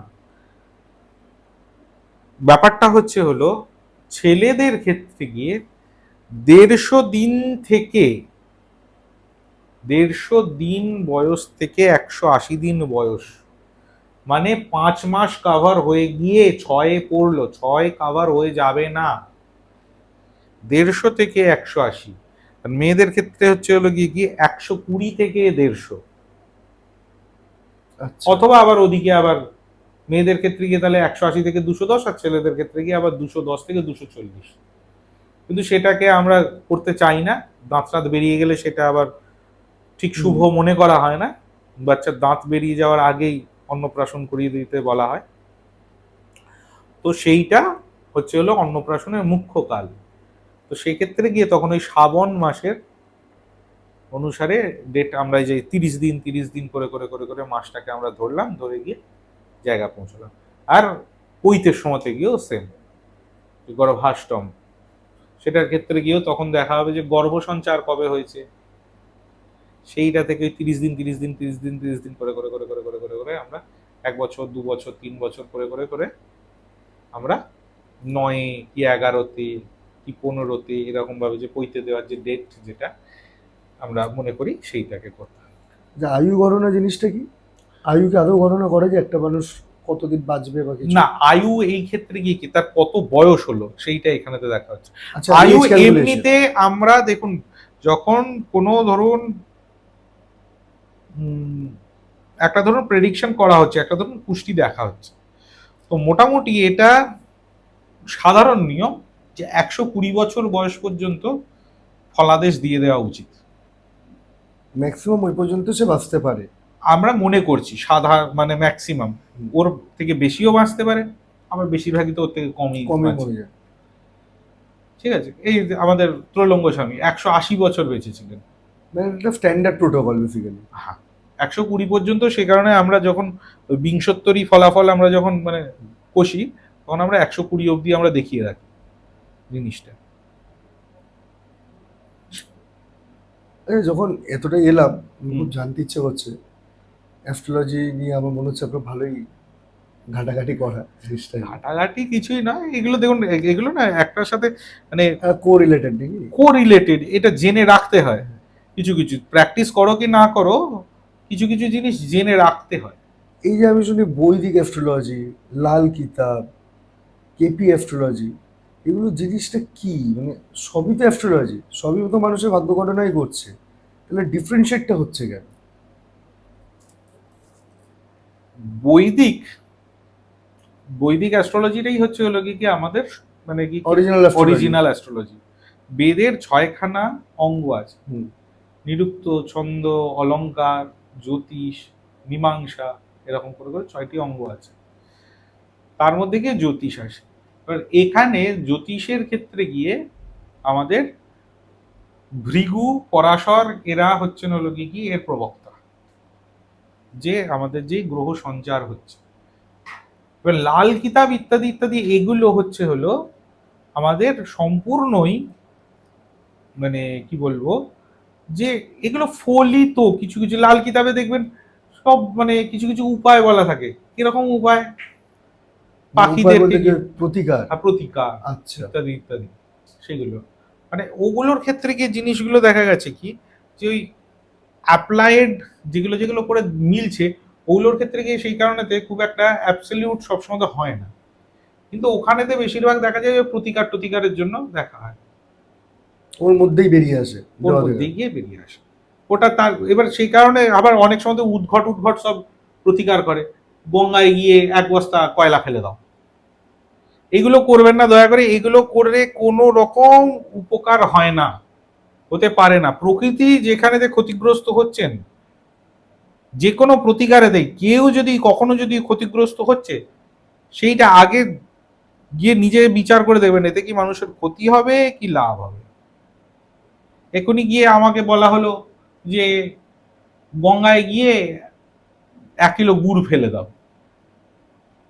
জিনিসটা তো ওয়েস্টেজ হলো। এই যে যেমন শনির দান অনুসারে বলা হচ্ছে যে মসুর ডাল দান করতে বলা হচ্ছে। এ দেখছি আমার বাড়ির পাশেই সাধুবাবু লাটুবাবুদের আমাদের যে শিব মন্দির, জোড়া শিব মন্দির, প্রায় দিন গিয়ে দেখি 1 চিমটে করে, কে বলেছে কাকে বলেছে জানি না, 1 চিমটে করে মুসুর ডাল শিব ঠাকুরের মাথায়। সেটা আবার দেখছি ইঁদুর বাবাজি শিব ঠাকুরের মাথায় উঠে সেটি খাচ্ছেন। এটাতে গিয়ে আদেও তার গ্রহ শান্ত হচ্ছে কিনা জানি না। এই জিনিসটাই যদি কোনো শ্রমিক, যারা যারা অনেকে মিলে খাচ্ছে, রিক্সাওয়ালারা আমাদের উত্তর কলকাতার ক্ষেত্রে গিয়ে আমাদের অনেক রিক্সাওয়ালারা সব মানে কি বিহারি রিক্সাওয়ালা যারা যারা তারা সব একসঙ্গে থাকেন, তাদের হাতে গিয়ে একটু দিয়ে আসুন, ভাই তোরা এই মুসুর ডালটা খাস, ইউজ করিস। তাহলে সেটাতে কাজে লাগবে। সেইটা অ্যাকচুয়ালি কাজে লাগলো, সেইটা অ্যাকচুয়ালি কাজে লাগলো। যে জিনিসটা, যে দানটা করে তাতে, ওই যে আগের ওতে আমি বলেছিলাম, আগের আমাদের এপিসোডে কি বলেছিলাম, যে পরোপকার ও ধর্মায় পাপায় পীড়নম, উপকার। আর আরেকটাও জিনিস বলে দিল জ্যোতিষী অমুক গ্রহটা পীড়িত, অমনি গিয়ে দান দিতে লেগে গেলাম, এরকম দুমদাম করতে নেই। কোন গ্রহটা আমার বন্ধু, কয়েকটা ব্যাপার আছে। কোনটা বন্ধু কিন্তু সে পীড়িত হয়ে আছে, বন্ধু কাজ করতে পারছে। কোনটা শত্রু, সে বলবান, মানে সে সেটা না হয়ে চাইলেও আছে, তার এফেক্ট সে দিয়ে যাচ্ছে। এফেক্ট করছে। এবার কার দান আদি করা উচিত, দান কখন করব? যে গ্রহ শত্রু হয়ে আছে, আচ্ছা। যে গ্রহ শত্রু হয়ে আছে এবং তার সাথে শক্তিশালী হয়ে আছে, তার আমি দানটা কিন্তু করব। যে আমার বন্ধু কিন্তু সে ক্ষতিগ্রস্ত হয়ে আছে, বা আমার সে বন্ধু, তাকে মানে কি অ্যাকচুয়ালি গিয়ে কি আমরা মনে করি গিয়ে কি যে যে গ্রহটা মানে শত্রু আছে বা কুপিত আছে, হ্যাঁ তাকে গিয়ে তার একটুখানি পাথর টাথর পড়ে ফেলি, অমুক করি তমুক করি, এই করতে গিয়ে শিব করতে গিয়ে বাঁদর হয়ে যায় ব্যাপারটা। আচ্ছা। অ্যাকচুয়ালি ব্যাপারটা সেইটা হওয়া উচিত, যেটা যে পাথরটা কেন পড়বো, পাথরটা পড়বো যাতে সেই গ্রহ বল পায়। আমার যে বন্ধু কিন্তু সে পীড়িত হয়ে আছে, তখন আমার তাকে বলটা দিতে হবে, যাতে সে আমার হয়ে কাজটা করতে আমার পারে। হয়ে যাতে ঠিক করে সে কাজটা করতে পারে। বা ধরুন যে এবার ধরুন গিয়ে মানে সে ধরুন সদয় আছে, এবার এমন কিছুতে সদয় আছে সেইটা আমার জীবনে ক্ষতি। ধরুন যে আমার ধরুন ষষ্ঠপতি মানে রোগ রিপু ইত্যাদি, সে ধরুন খুব ধরুন বলবান আছে, তার ক্ষেত্রে গিয়ে আবার আমাকে তার দানটাকে দিয়ে দিতে হবে। তার দান দিয়ে দিয়ে দিয়ে দিয়ে যাতে তার এফেক্টটা আমার জীবন থেকে কমে যায়। কমতে থাকে। অষ্টমপতি, ষষ্ঠ মানে হচ্ছে রোগ রিপু ইত্যাদি। দ্বিতীয়, ষষ্ঠ, অষ্টম, দ্বাদশ, এই চারটে মানে ঘর হচ্ছে হলো আমাদের জীবনে মারক বলা হয়। কিন্তু দ্বিতীয় আবার ধনভাগ,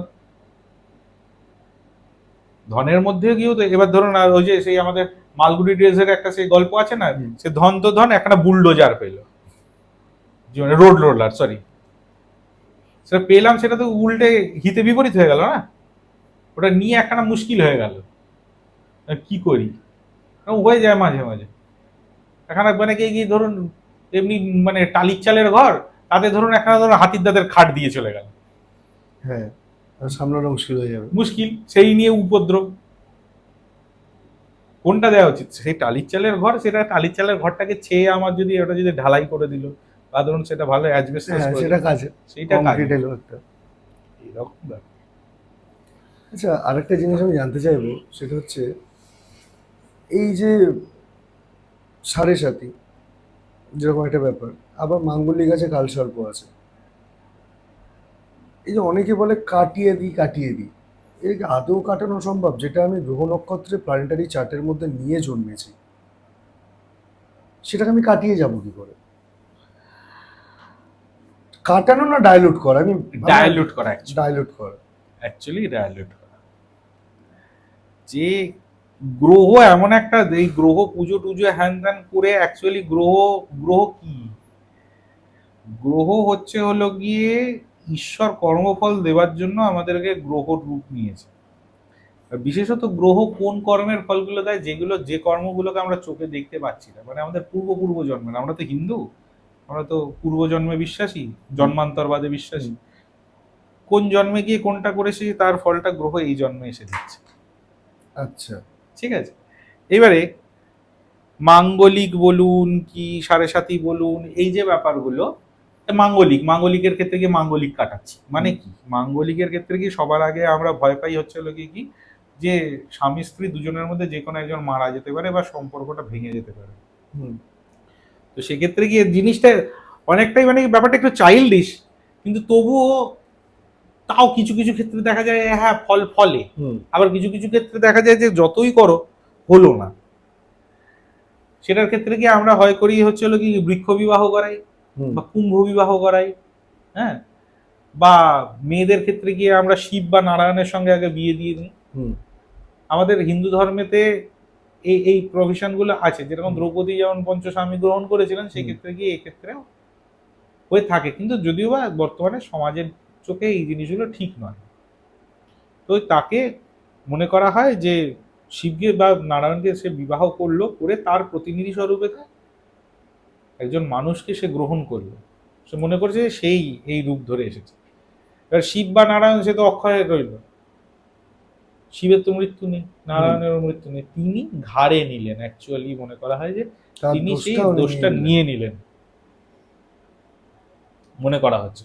আচ্ছা, কালসর্পের ক্ষেত্রে গিয়ে বলে ওই কালসর্পের ক্ষেত্রে গিয়েও ব্যাপারটা হচ্ছে হলো কি ওই ডাইলুট করা, কালসর্প মানে হচ্ছে হলো কি সবকিছু পেঁচিয়ে কমপ্লিকেটেড করে দেওয়া জিনিসটা, সেইটাকে যাতে কমতে থাকে আস্তে আস্তে আস্তে আস্তে, সেই কারণে এগুলো এগুলো অ্যাকচুয়ালি বলা হচ্ছে কি, যে আর যা কিছুই আমরা করছি মানে কি কি প্রকারান্তরে তো সবই তো ভগবানের নাম।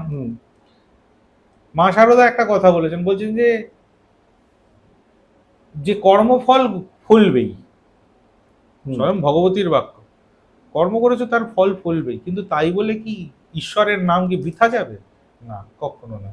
যেখানে খাড়ার ঘা লাগতো সেখানেতে ছুঁচ ফুটবে, ফুটবে ফুটবে, ছুঁচটা বোম্বতালুতেও ফুটতে পারে, চোখেও ফুটতে পারে, এখানেও ফুটতে পারে, সেটা সেই মানে ভগবানের নামের জোর, সেটা তিনি তো মানে দয়ার সিন্ধু, তিনি অনেক সময়তেই গিয়ে জিনিসগুলোকে কাটিয়ে দেন। আর কেপি অ্যাস্ট্রোলজির পার্টটা কি? কেপি অ্যাস্ট্রোলজির পার্টটা হচ্ছে হলো কি এটা সম্পূর্ণ সাইন্টিফিক্যালি ব্যাপারগুলো হয়, এখানে তো প্রেডিকশন। কেপি অ্যাস্ট্রোলজির ক্ষেত্রে গিয়ে আবার মুশকিল, ওখানে তো আবার প্রতিকার নেই, মানে প্রেডিকশন আছে, প্রতিকার নেই, বলবে না কিছু, তখন কি সনাতন দিয়ে দেখতে হয়। আচ্ছা, দুটো ক্যালকুলেশনের ফারাক আছে সনাতনের ক্ষেত্রে গিয়ে আর ওর ক্ষেত্রে গিয়ে। এইবার আমি একটু অন্য জায়গায় যাই, সেটা হচ্ছে এই যখন অ্যাস্ট্রোলজির কথা নিয়ে আমরা বলছি, ট্যারোটে বিশ্বাস করেন? দেখুন, ব্যাপারটা হচ্ছে ট্যারোট ইত্যাদি। ট্যারোট এবার কিসের মাধ্যমে পরিচালিত হয় সেটাকে আমাদেরকে জানতে হবে। কিছু গার্ডিয়ান অ্যাঞ্জেলকে দিয়ে আমাদের ব্যাপারগুলো হয়ে থাকে, তাই তো? এবার অ্যাঞ্জেলদের ব্যাপার যেটা, সেইটা হচ্ছে কি, সেটাও যদি দেখতে যাই আমাদেরই জিনিস, সেইটা চায়না হয়ে ওয়েস্টে গেছে। আচ্ছা। হুম? কি আমরাও তো রশ্মিরই উপাসক, আমরা তো সূর্য ইত্যাদি ইত্যাদিকে। তো গার্ডিয়ান অ্যাঞ্জেলরা যারা যারা কি এক একটা আলো তো, কেউ নীল আলো, কেউ হলুদ আলো, কেউ গ্রিন, কেউ কেউ গোল্ডেন, কেউ গোল্ডেন, কেউ অরেঞ্জ, এরকম। তো সেইটা অনুসারে এবার ট্যারোট যেটা, সেইটা তাদেরকে বলা হচ্ছে যে এই মাধ্যম দিয়ে তুমি বলো। এবার যিনি করছেন তার উপরে তো নির্ভর করছে জিনিসটা হবে কি না। কারণ সত্যি কথাই এইটা অনেক সময় গিয়ে, এবার যে গার্ডিয়ান অ্যাঞ্জেল যারা যারা তারা কি, যদি আমরা যদি আমাদের হিন্দু ধর্মের অ্যাসপেক্ট দিয়ে যদি দেখতে যাই, সে আমাদের যারা ঋষি শ্রেণীর যারা যারা তারা তারা নিত্য, যেমন দেবর্ষি, দেবর্ষি নারদ, তাকে বলা হচ্ছে নিত্য জীব, তার জন্ম মৃত্যু কিছু নেই। বা ধরুন সিদ্ধ পুরুষ, যেরকম ধরুন টিল ডেট এখনো পর্যন্ত বলা হচ্ছে যে বামদেবকে দেখা, মানে বামদেবের কৃপা দেখতে পাওয়া যায়, রামকৃষ্ণদেবের কৃপা দেখতে পাওয়া যায়, বা আমাদের যে বেনারসের যে কেনারাম বাবা বা সর্বানন্দ ঠাকুর, এনাদেরকে বলা হচ্ছে, বা আমাদের যে কামরাজ বাবা, এনাদের যে কথা বলা হচ্ছে যে এরা, বা আমাদের যোগী শ্যামাচরণ লাহিড়ীর গুরু যিনি আমাদের যে মণি বাবা, যিনি মণি বাবা, হ্যাঁ, তা তাদের ক্ষেত্রে গিয়ে যে এনারা তো বলা হচ্ছে নিত্য শ্রেণীর, ওরাও সেরকম নিত্য শ্রেণীর। আমরা তাদেরকে একটা পার্সনিফিকেশন দিয়েছি, জ্যোতি, অ্যাকচুয়ালি কি স্পিরিট। অ্যাকচুয়ালি কি বামদেব বলে যে ব্যক্তিটা, সেই ব্যক্তিটা কি মানে এরকম ঘুরে বেড়াচ্ছে? বামদেবের ভেতরের যে শক্তিটা, সেটা এখনো নিত্য হয়ে জাগ্রত হয়ে আছে, ঊর্জাটা ভেতরে, ঊর্জাটা। সেই কারণে এই যে সাধুদেরকে কেন ভূ সমাধি দেয়া হয় বা জল সমাধি দেয়া হয়, কেন আগুনে দাহ করা হয় না কেন, তার এই পালসেশনটা যেটা যেটা ধনঞ্জয় বায়ু আমরা মনে করি, সেই ধনঞ্জয় বায়ুটা যাতে থেকে যায়, সেই ঊর্জাটা যাতে প্রকট প্রমিনেন্ট থাকে। হ্যাঁ, আগুনে পোড়ালে কি থাকবে না, থাকবে, কিন্তু সেটা ছড়িয়ে যায়, একটু স্ক্যাটার্ড হয়ে যায় জিনিসটা। আর যদি ভূ সমাধি বা জল সমাধি দেওয়া হলো, সেটা স্ট্যাগন্যান্ট থাকে জিনিসটা, সেইটা থেকে ফ্লারিশ করতে সুবিধা হয়।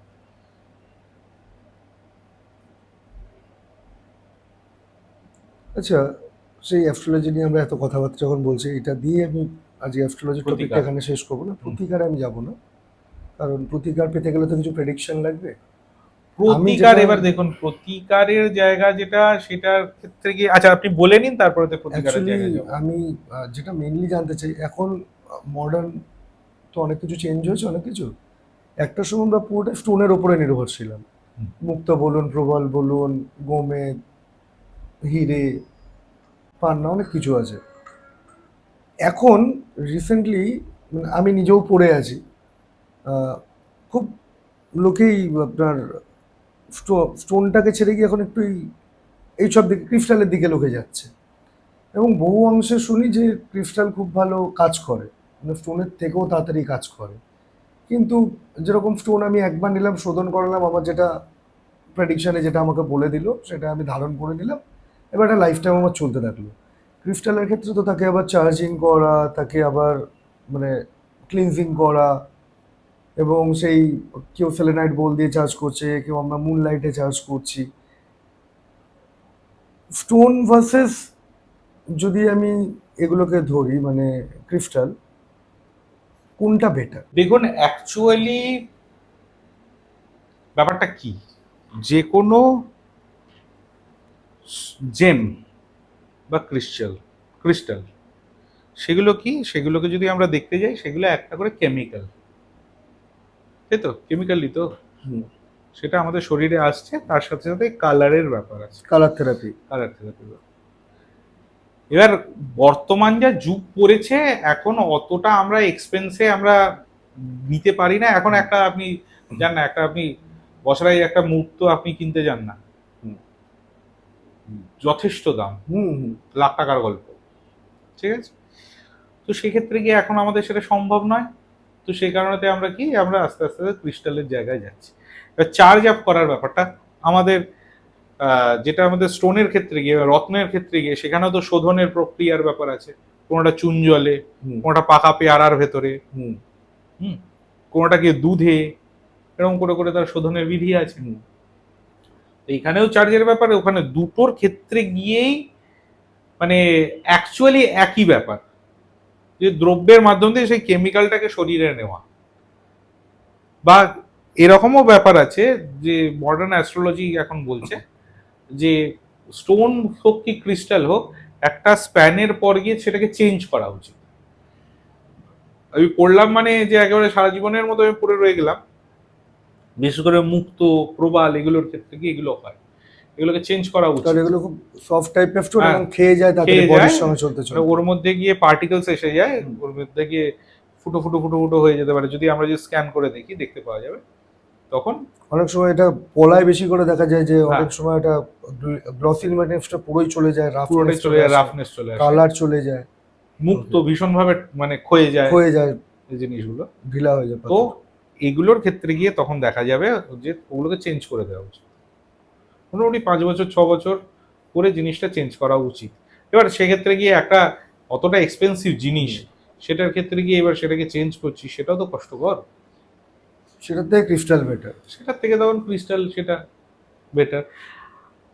আমাদেরকে যদি জিজ্ঞেস করা হয় সেক্ষেত্রে গিয়ে বলবো যে না রত্ন না ক্রিস্টাল, ভগবানের নাম, মানে প্রতিকার যেটা বলছিলাম, ঈশ্বরের নাম করা, যে প্রত্যেক গ্রহের একজন করে মানে গিয়ে, এবার গ্রহ বলতে গিয়ে দশ মহাবিদ্যা শুরু করে দিলাম তা নয়, কিন্তু এটা আমি সকলের যার কাছে যেটা আমি problem করজোরে আছে। অনুরোধ করব যে আপনার ধরে নিন গিয়ে জ্যোতিষী লিখে দিল এক্ষুনি আপনার ধরুন রাহুটা কুপিত আছে, আপনি বাড়ি এসে মা ছিন্নমস্তার মন্ত্রটা আপনি গুগল করে নিয়ে আপনি বের করে নিয়ে আপনি জপ করতে লেগে গেলেন, দয়া করে করবেন না, করে নিজের সর্বনাশ নিজে ডেকে আনবেন না। যার যতটা পর্যন্ত এখতিয়ার তার ততটা পর্যন্ত করা উচিত। সেক্ষেত্রে গিয়ে সাধারণ মানুষ কি করবে, রাহুর ক্ষেত্রে গিয়ে রাহু ধরুন খারাপ আছে, সে দুর্গার উপাসনা করবে, দুর্গা নাম করবে, ঠিক আছে। ধরুন গিয়ে কারোর ধরুন কেতুর ক্ষেত্রে গিয়ে গণেশ, বুধের ক্ষেত্রে গিয়ে বিষ্ণু, রবি চন্দ্র এদের ক্ষেত্রে গিয়ে সূর্য, এরকম করে করে যেগুলো আমাদের পরাশর সংহিতা এরকম করে বলা আছে। পরাশর সংহিতা মূলত আবার দুটো তিনটে পদ্ধতি বলেছে, এটা মিসলেনিয়াস সবার জন্য। এটা কি কি, এক হচ্ছে হলো বিষ্ণু সহস্র নাম, সবাই করতে পারে, সবাই এতে গিয়ে কর্মফল খণ্ডনে করাতেই পারে। 2 হচ্ছে হলো রুদ্রাভিষেক, আর 3 হচ্ছে হলো চণ্ডী পাঠ। এবার বিষ্ণু সহস্র নামটা এটা সবাই নিজে নিজে করতে পারেন, আর চণ্ডী পাঠ রুদ্রাভিষেক এটা যারা যারা অধিকারী ব্যক্তি তাদেরকে দিয়ে করানো উচিত, কারণ সকলের বিশুদ্ধ উচ্চারণ নয়, সকলের অধিকার ক্ষেত্রে নেই। বোধহয় বেনারসের যারা পণ্ডিত আছে তাদের উচ্চারণটা খুব ম্যাটার করে। আমাদের বাংলাতেও আছে, বাংলাতে আমাদের তারকেশ্বরে যারা যারা মানে তারকেশ্বর মঠের যারা যারা আছেন, বা এখন আমাদের বেশ কিছু জায়গা হয়েছে, যেরকম আমাদের ঋষরা প্রেম মন্দির আছে, তারা বিশুদ্ধ উচ্চারণ শেখায়। এছাড়াও আরো রুদ্রাভিষেকে কি রাহুর প্রকোপ কাটে? অনেকে বলে রুদ্রাভিষেকে রাহুর প্রকোপ কাটে। রুদ্রাভিষেকে বিভিন্ন দ্রব্য দিয়ে অভিষেকের আবার ব্যাপার আছে। যেমন গিয়ে কুশোদক দিয়ে যদি রুদ্রাভিষেক করা হয় তাতে বলা হচ্ছে কেতুর প্রভাব কেটে যায়, ঠিক আছে। তেল দিয়ে রুদ্রাভিষেক করলে শনির প্রকোপ কাটে বলে, এরকম ব্যাপার আছে।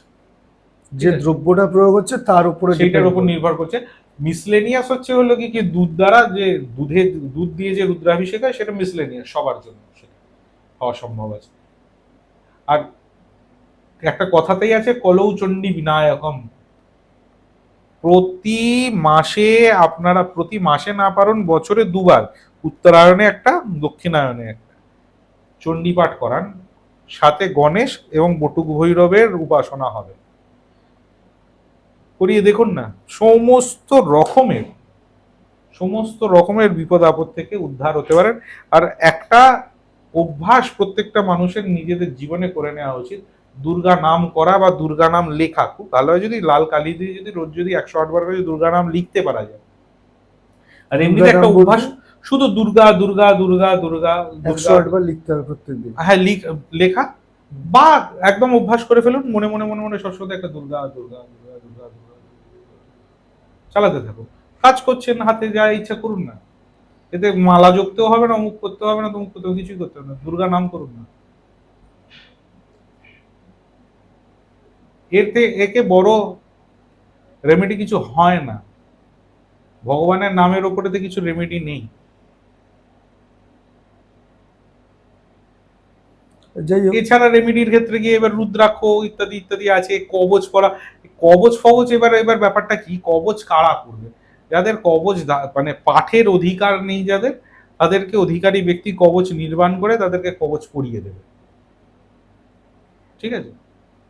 কিন্তু সেই কবচটা যদি কারোর ধরুন, সাপোজ ধরেন এই যে ধরুন দুর্গা, কারোর ধরুন দুর্গা কুপিত আছে, মানে রাহু কুপিত আছে, তাকে বললো যে দুর্গা কবচটা রোজ দিন, তিনি দীক্ষিত ব্যক্তি, জ্যোতিষী জিজ্ঞেস করলেন যে আপনার দীক্ষা হয়েছে, হ্যাঁ, একটু গুরুর পারমিশন নিয়ে আপনি দুর্গা কবচটা আপনি পাঠ করুন, অনেক বেশি কাজ করবে, অনেক বেশি। আর বিষ্ণু সহস্রনাম ইত্যাদি ইত্যাদি করলে তো দেখতে পাওয়াই যাবে, ফল হাতে নাতে, হাতে নাতে ফল। হনুমান চালিসা আছে, যেমন এই শনির প্রকোপের ক্ষেত্রে গিয়ে নিত্যদিন যদি দিনে দুবেলা একবার একবার হনুমান চালিসা যদি পাঠ করা যায়, যাদের যাদের ক্ষেত্রে সাড়ে সাথে শুরু হচ্ছে বা চলছে, যদি করতে পারা যায় অনেক অনেক কমে যায়। কারণ সবার ক্ষেত্রে গিয়ে তো গ্রহ সন্নিবেশ অনুসারে শনি ভালো তা তো নয়, অনেকের ক্ষেত্রে গিয়ে দুষ্প্রভাব আসতেও পারে, এগুলোকে করলে নেমে যায়। তাহলে ঘরোয়া রেমেডিস যদি কেউ ধৈর্য ধরে কুড়ি করতে পারে, পয়সার ওষুধে যা রোগ ভালো হয় অন্য কোনো কিছুতে হয় না। স্টেরয়েড মারবেন, দেখবেন সাইড এফেক্ট হয়েছে। এগুলো হচ্ছে হলো 20 পয়সার ওষুধ, কিন্তু সেই ওষুধই হচ্ছে হলো আসল ওষুধ। আচ্ছা, আমরা তো যে মোটামুটি অনেকক্ষণ ধরে আলোচনা করলাম অ্যাস্ট্রোলজি, এবার আমি একদম শেষের দিকে চলে এসেছি। তো আজকে যেটা নিয়ে আমার আর কি অ্যাকচুয়ালি আলোচনা করার ইচ্ছা ছিল, মানে শুরুতেই, তারপরে আমরা অন্য জিনিস দিয়ে শুরু করলাম। আমি চাই আজকে অনুষ্ঠানটা ওটা দিয়ে শেষ হোক, কারণ এখন সামনে আমাদের নবরাত্রি আসছে। যদি নবরাত্রি নিয়ে আপনি কিছু বলে আজকে এটাকে এন্ড আপ করেন। দেখুন, আমাদের দুখানা নবরাত্রি, একটা শারদীয়া, একটা বাসন্তী। আবার একটা প্রচলিত আছে কি যে ওটি বোধনের আর এটা শয়নের, এরকম বলা হয়, ঠিক আছে? কিন্তু ওরকম কিছু ব্যাপার নয়, কারণ শক্তি কখনো তিনি নিদ্রিত হতে পারেন না, না, শক্তি নিত্য জাগ্রত। সবাই ঘুমোতে পারে, মা ঘুমোয় না, ঠিক আছে? তো নবরাত্রি যে 9টা তিথি থাকে, সেই 9টা তিথির মধ্যে এবার এখন আমাদের এই টিভির কল্যাণে সবাই জানে, প্রথমম শৈলপুত্রী, দ্বিতীয়ং ব্রহ্মচারিণী, তৃতীয়ং চন্দ্রঘণ্টেতি কুষ্মাণ্ডেতি চতুর্থম পঞ্চমং স্কন্দমাতেতি ষষ্ঠম কাত্যায়নী তথা সপ্তমম কালরাত্রিতি মহাগৌরীতি চাষ্টমম নবমম সিদ্ধিদাত্রী চ নবদুর্গা প্রকীর্তিতা। এই নবদুর্গার আরাধনা হয়, ঠিক আছে, হয়, ভালো কথা। কিন্তু নবরাত্রির মধ্যে গিয়ে এবার আরাধনা কখন আমি করতে পারবো? যখন আমার কাছে ইত্যাদি মন্ত্রতন্ত্র ইত্যাদি ইত্যাদি আছে, তবে না? তো আমরা কি করতে পারি সেইটাকে, যার যার ক্ষেত্রে গিয়ে দীক্ষা হয়েছে তারা তারা, এবার সবার যে শক্তিমন্ত্রী যে দীক্ষা হয়েছে এর তো কোনো মানে নেই। কারো ধরে নিন গিয়ে কৃষ্ণমন্ত্রে দীক্ষা হয়েছে, কৃষ্ণমন্ত্রে যদি আমাদের যদি দীক্ষা হয়ে থাকে, সেক্ষেত্রে গিয়ে কৃষ্ণের রিলেটেড যিনি আছেন, মানে দুর্গা, তার আরাধনা করব, ঠিক আছে? তো রামের ক্ষেত্রে গিয়ে কি করা যেতে পারে? এমনিতে বলা হচ্ছে যে যে কোনো ক্ষেত্রে হচ্ছে দেবী নাঞ্চ যথা দুর্গা, ঠিক আছে? দেবীদের মধ্যে দুর্গা হচ্ছে না বরিষ্ঠ বলা হচ্ছে। তো সকলে গিয়ে এই সময়তে দুর্গা, এই যে নাম দুর্গা ওই নম, এই না এই মন্ত্র দিয়ে পূজা করুন দেবীর 9 দিন পর্যন্ত নিত্যদিন। যদি সম্ভব হয় তো কোনো প্রতিষ্ঠিত মন্দিরে যান, নিজের ইষ্ট মন্ত্রটা যতটা বেশি মাত্রায় জপ করা যায় ততই মঙ্গল, ঠিক আছে? তার সাথে চেষ্টা করুন একটা অখণ্ড দ্বীপ প্রজ্বলন করার, যেটা প্রতিপদের দিন সকাল থেকে শুরু করে নবমী ছাড়া পর্যন্ত ওই ওটা জ্বলবে জ্বলবে। দশমীর দিনকে গিয়ে ওই দ্বীপ নির্বাপিত হবে, ঠিক আছে? চেষ্টা করুন কিছু একটা প্রতীক, সেটা ঘট হতে পারে, সেটা কোনো দেবীর কোনো চিত্র হতে পারে, বা অন্য কিছু না হোক একটা জলপূর্ণ ঘটি হতে পারে, বা আর কিছু যদি না পান তো একটা ডিশের মধ্যে একটা সিঁদুর দিয়ে একটা নিম্নমুখ ত্রিকোণ, এই যে নিম্নমুখ ত্রিকোণ একটা এঁকে ফেলুন, সেইটার মধ্যে যে সেইটাকে মা মনে করে আপনি পুজো করুন। পুজো করার জন্য খুব বেশি কিছু প্রয়োজন নেই। যেরকম আপনি জানেন গন্ধ, একটু চন্দন টন্দন দিলেন, একটু ফুল দিলেন, একটু ধূপ দ্বীপ, একটু নৈবেদ্য দিলেন, ব্যাস পুজো হলো, যথেষ্টভাবে পুজো হলো। এটা 9 দিন টানা চালিয়ে যেতে হবে। 9 দিন এটা চালিয়ে দেবে, আর একটা নির্দিষ্ট সংখ্যা এই দুর্গা নাম যে করতে হবে সেটা ধরুন 1008 করতে বেশিক্ষণ সময় লাগে, 15 মিনিট লাগে। 1008 দুর্গা নামটা আমি জপ করব। আবার ফট করে এবার মালা টালা দিয়ে জপ করতে যাবেন না, যেভাবে পারবেন। এখন তো ফোনেতে তো এখন তো মন্ত্র কাউন্টার হাজার রকমের গ্যাজেটস আছে। ডিরেকশন যেটা সেটা হচ্ছে হলো গিয়ে কি, যদি শক্তি যদি আমরা যদি মন্ত্র যদি জপ করি তাহলে হচ্ছে 1 2 3 4 5 6 7 8 9 10, এইটাতে হচ্ছিল 10। এবার 10 আর এইখানেতেও সেম এরকম ডিরেকশনে 1 2, এইটার ক্ষেত্রে গিয়ে দেখুন যে মাঝের যে এই যে প্যাড গুলোতে গিয়ে কাউন্ট করছে 1 2 3 4 5 6 7 8 9 10, এইভাবে করছি আমরা। ঠিক আছে, আর এই ধারেতেও সেম এই ডিরেকশনেতেই, এখানেতে 10 হলো, এখানেতে 1।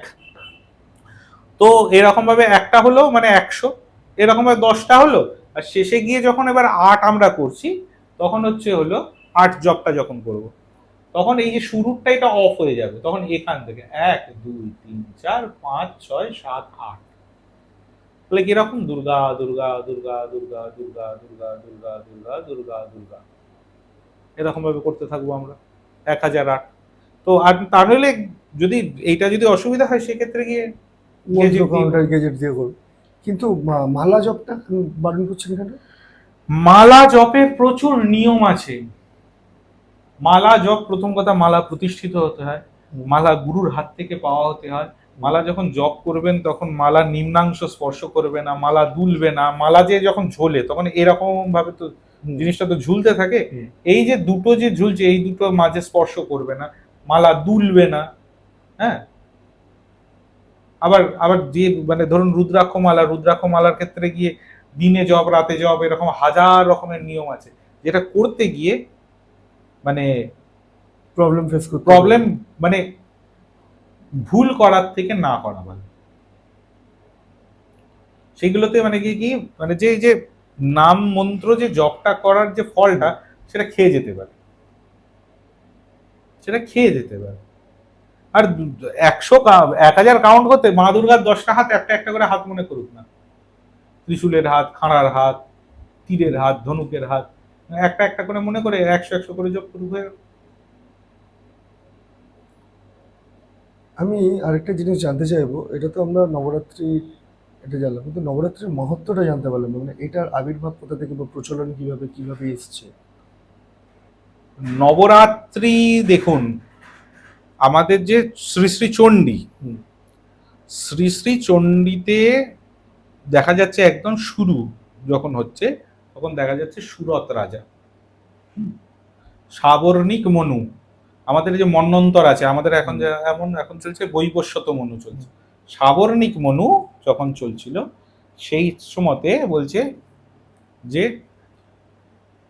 সূর্য বংশ সমুদ্ভব, ঠিক আছে, সুরত রাজা সাবর্ণী সূর্যতনয় মনুকত্ততে অষ্টম মনু, অনুগতস্তে অষ্টম নিশাময় তদুৎপত্তিম বিস্তারাদ গততো মম মহামায়ানুভাবেন যথা মন্বন্তরাধিপ স বভূব মহাভাগে সাবর্ণী স্তনয়োরবে স্বারচিষ্যন্তরে পূর্বং চৈত্রবংশ সমুদ্ভব, সরি সূর্যবংশ, চৈত্রবংশ সমুদ্ভব সুরথ নাম রাজাভূত সমস্তে ক্ষিতিমণ্ডলে। এরা যেটা বললাম এটা মানে একদম আমাদের চণ্ডীর শুরুটা হয় এইভাবে। তো সুরত রাজা তিনি মানে তার অমাত্য স্ত্রী পুত্র ইত্যাদিদের দ্বারা যাকে বলে প্রতারিত হয়ে, চিটেড হয়ে, সব কেড়ে কুড়ে নিয়ে সমস্ত কিছু সম্পত্তি উনি এই কাকি হয় মা রুজ্জ, মানে হয় মানে হচ্ছিল সূর্য, সূর্য বলছি ঘোড়া, ঘোড়ায় চড়ে তিনি বনে চলে গেছেন। বনে গিয়ে ঘুরছেন, কিন্তু ঘুরতে ঘুরতে তার সেই মানে রাজ্য, তার হাতিশালে হাতি, ঘোড়াশালে ঘোড়া, স্ত্রী পুত্র কেমন আছে ইত্যাদি ইত্যাদি, এটা থেকে বেরোতে পারছেন না। সেরকম সময়তে গিয়ে বনে আরেকজনকে দেখতে পাওয়া গেল। সে কে? না, দেখছি সেও ঘুরছে। বলছে ভাই তুমি কে? বলছে আমার নাম সমাধি, আমি বৈশ্য। ঠিক আছে, বলছে আপনি? একই কেস দুজনের ক্ষেত্রে গিয়ে তার ব্যবসাপাতি সব ছেলেরা কেড়ে টেড়ে নিয়েছে, নিয়ে সেও মনের দুঃখে বনে চলে এসেছে। তো দুজনে কেউই মানে মন থেকে তারা সেই যে মায়াটা কাটাতে পারছে না। সেই সময়তে গিয়ে এক ঋষির আশ্রম তারা দেখতে পেল। ঋষির আশ্রম দেখতে পেয়ে সেখানে গিয়ে দেখে সেটা কার আশ্রম? না, মহামুনি মেধস, মেধসের আশ্রম। মেধসের আশ্রমে গিয়ে বলছে আসুন রাজন ইত্যাদি ইত্যাদি বলেছে, আপ্যায়ন টাপ্যায়ন করেছে। যে বলুন, বলছে আমরা না এইটা থেকে আমরা বেরোতে পারছি না। ঠিক আছে, ওই সাংসারিক চেতনা, হ্যাঁ সাংসারিক হ্যাঁ, চিন্তা সেই সেই চিন্তাগুলো থেকে। এবার তখন গিয়ে বলছে, বলছে তথাপি মমতাবর্তে মোহগর্তে নিপাতিতা মহামায়া প্রভাবেন সংসার স্থিতিকারিণা। ঠিক আছে, বলছে আমরা দুঃখ পাচ্ছি, কষ্ট পাচ্ছি, তাতে ওই তথাপি মমতাবর্তে, মমতা, মায়া মমতা, মোহগর্তে নিপাতিতা, মোহ মমতা মহামায়া প্রভাবেন সংসার স্থিতিকারিণা। এবার কে মহামায়া? সঙ্গে সঙ্গে প্রশ্ন, কে? তাহি সা মহামায়া, ওখানেতে আছে এরকম একটা প্রশ্ন। বলছে তিনি নিত্য, নিত্যইব সা জগন্মূর্তি, তিনি নিত্য। এখানে দেখুন সায়েন্স আবার এসে যাচ্ছে। সায়েন্স কি বলছে? শক্তির সৃষ্টি বা ধ্বংস কোনো কিছু নেই, ওটাই নেই। তার পরিবর্তন আছে মাত্র। তিনি নিত্যা, নিত্যইব সা Transformation. জগন্মূর্তি, তিনি জগৎ চরাচরই এই তার মূর্তি। ঠিক আছে, এই আমাদের যে যে বাণী কুমারের যে বীরেন্দ্র কৃষ্ণ ভদ্রের পাঠ, যেটা আমরা যে বাংলা অংশগুলো শুনি, আমরা শুধু ইয়া দেবী মহালয়া সর্ব, যেটা। হ্যাঁ, যেটা আমাদের মহিষাসুর মর্দিনী যে পালাটা যেটা না, হুম। আমরা শুধু ওই ইয়া দেবী সর্বভূতেষু বা নমো দেবী মহাদেবী এইটুকু শুনে আমরা ক্ষান্ত হয়ে যাই।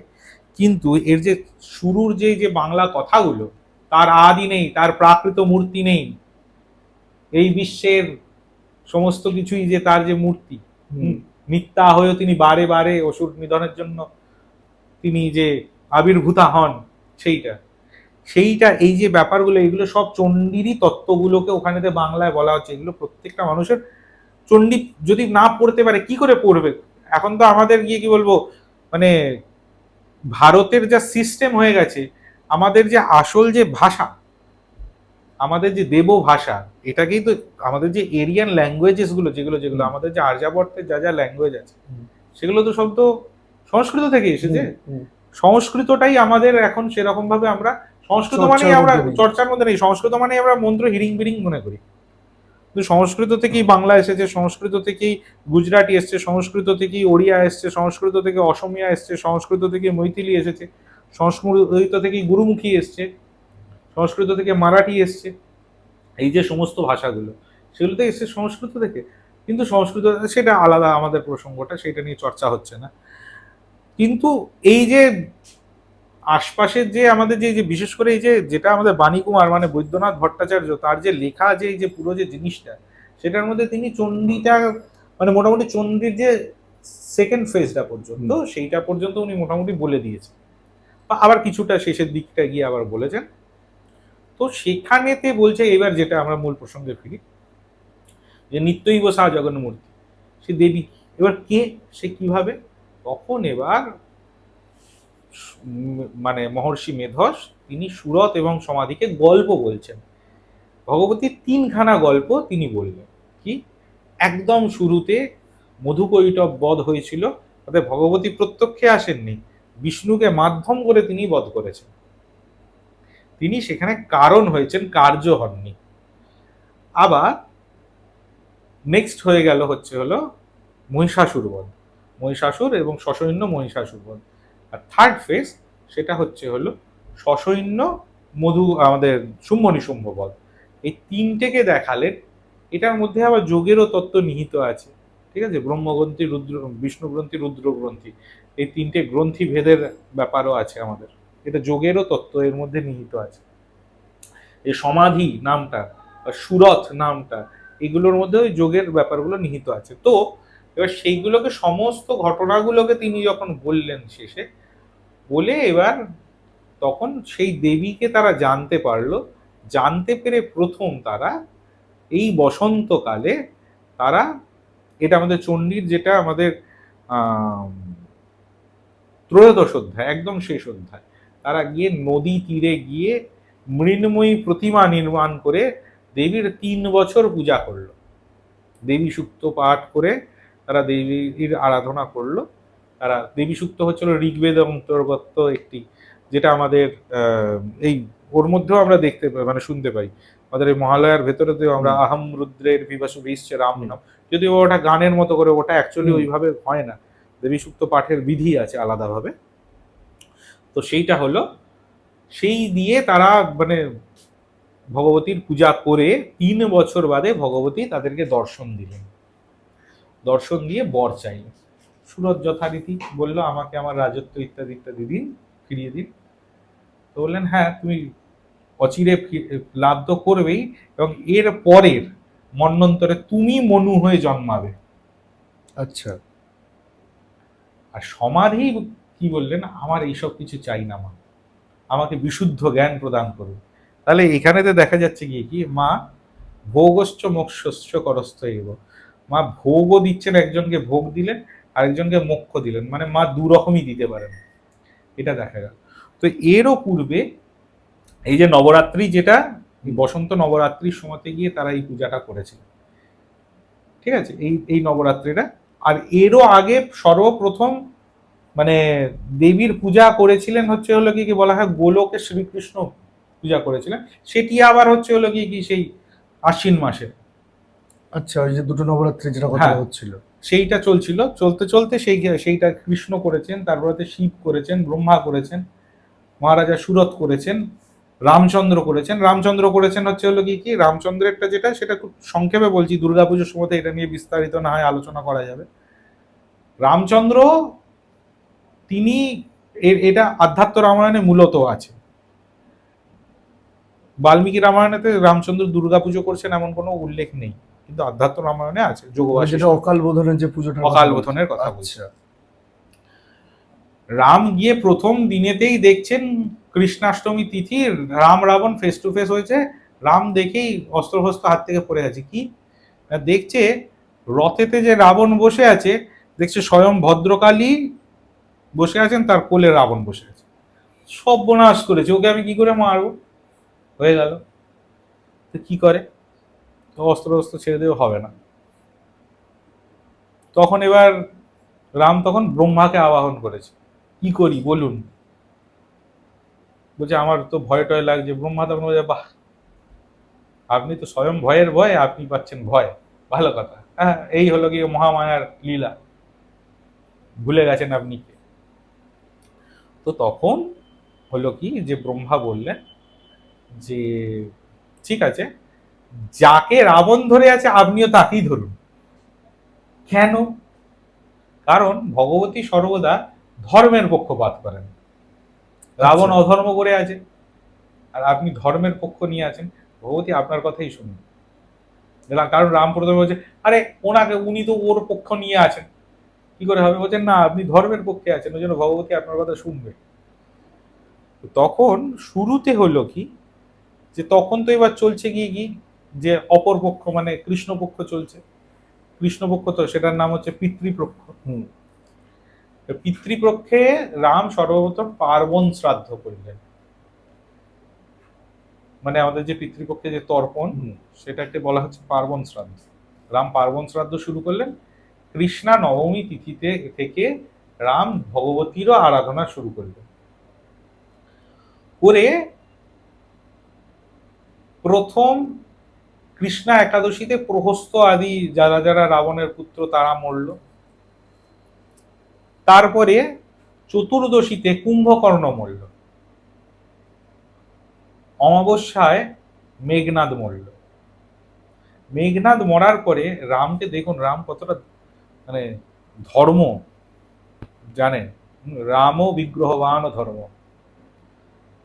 শত্রু রাবণ মানে শোকে মুহ্যমান, সব ছেলে, বড় ছেলেটা মানে কি যেটা সব থেকে করিতকর্মা ছিল সেটা মরে গেল।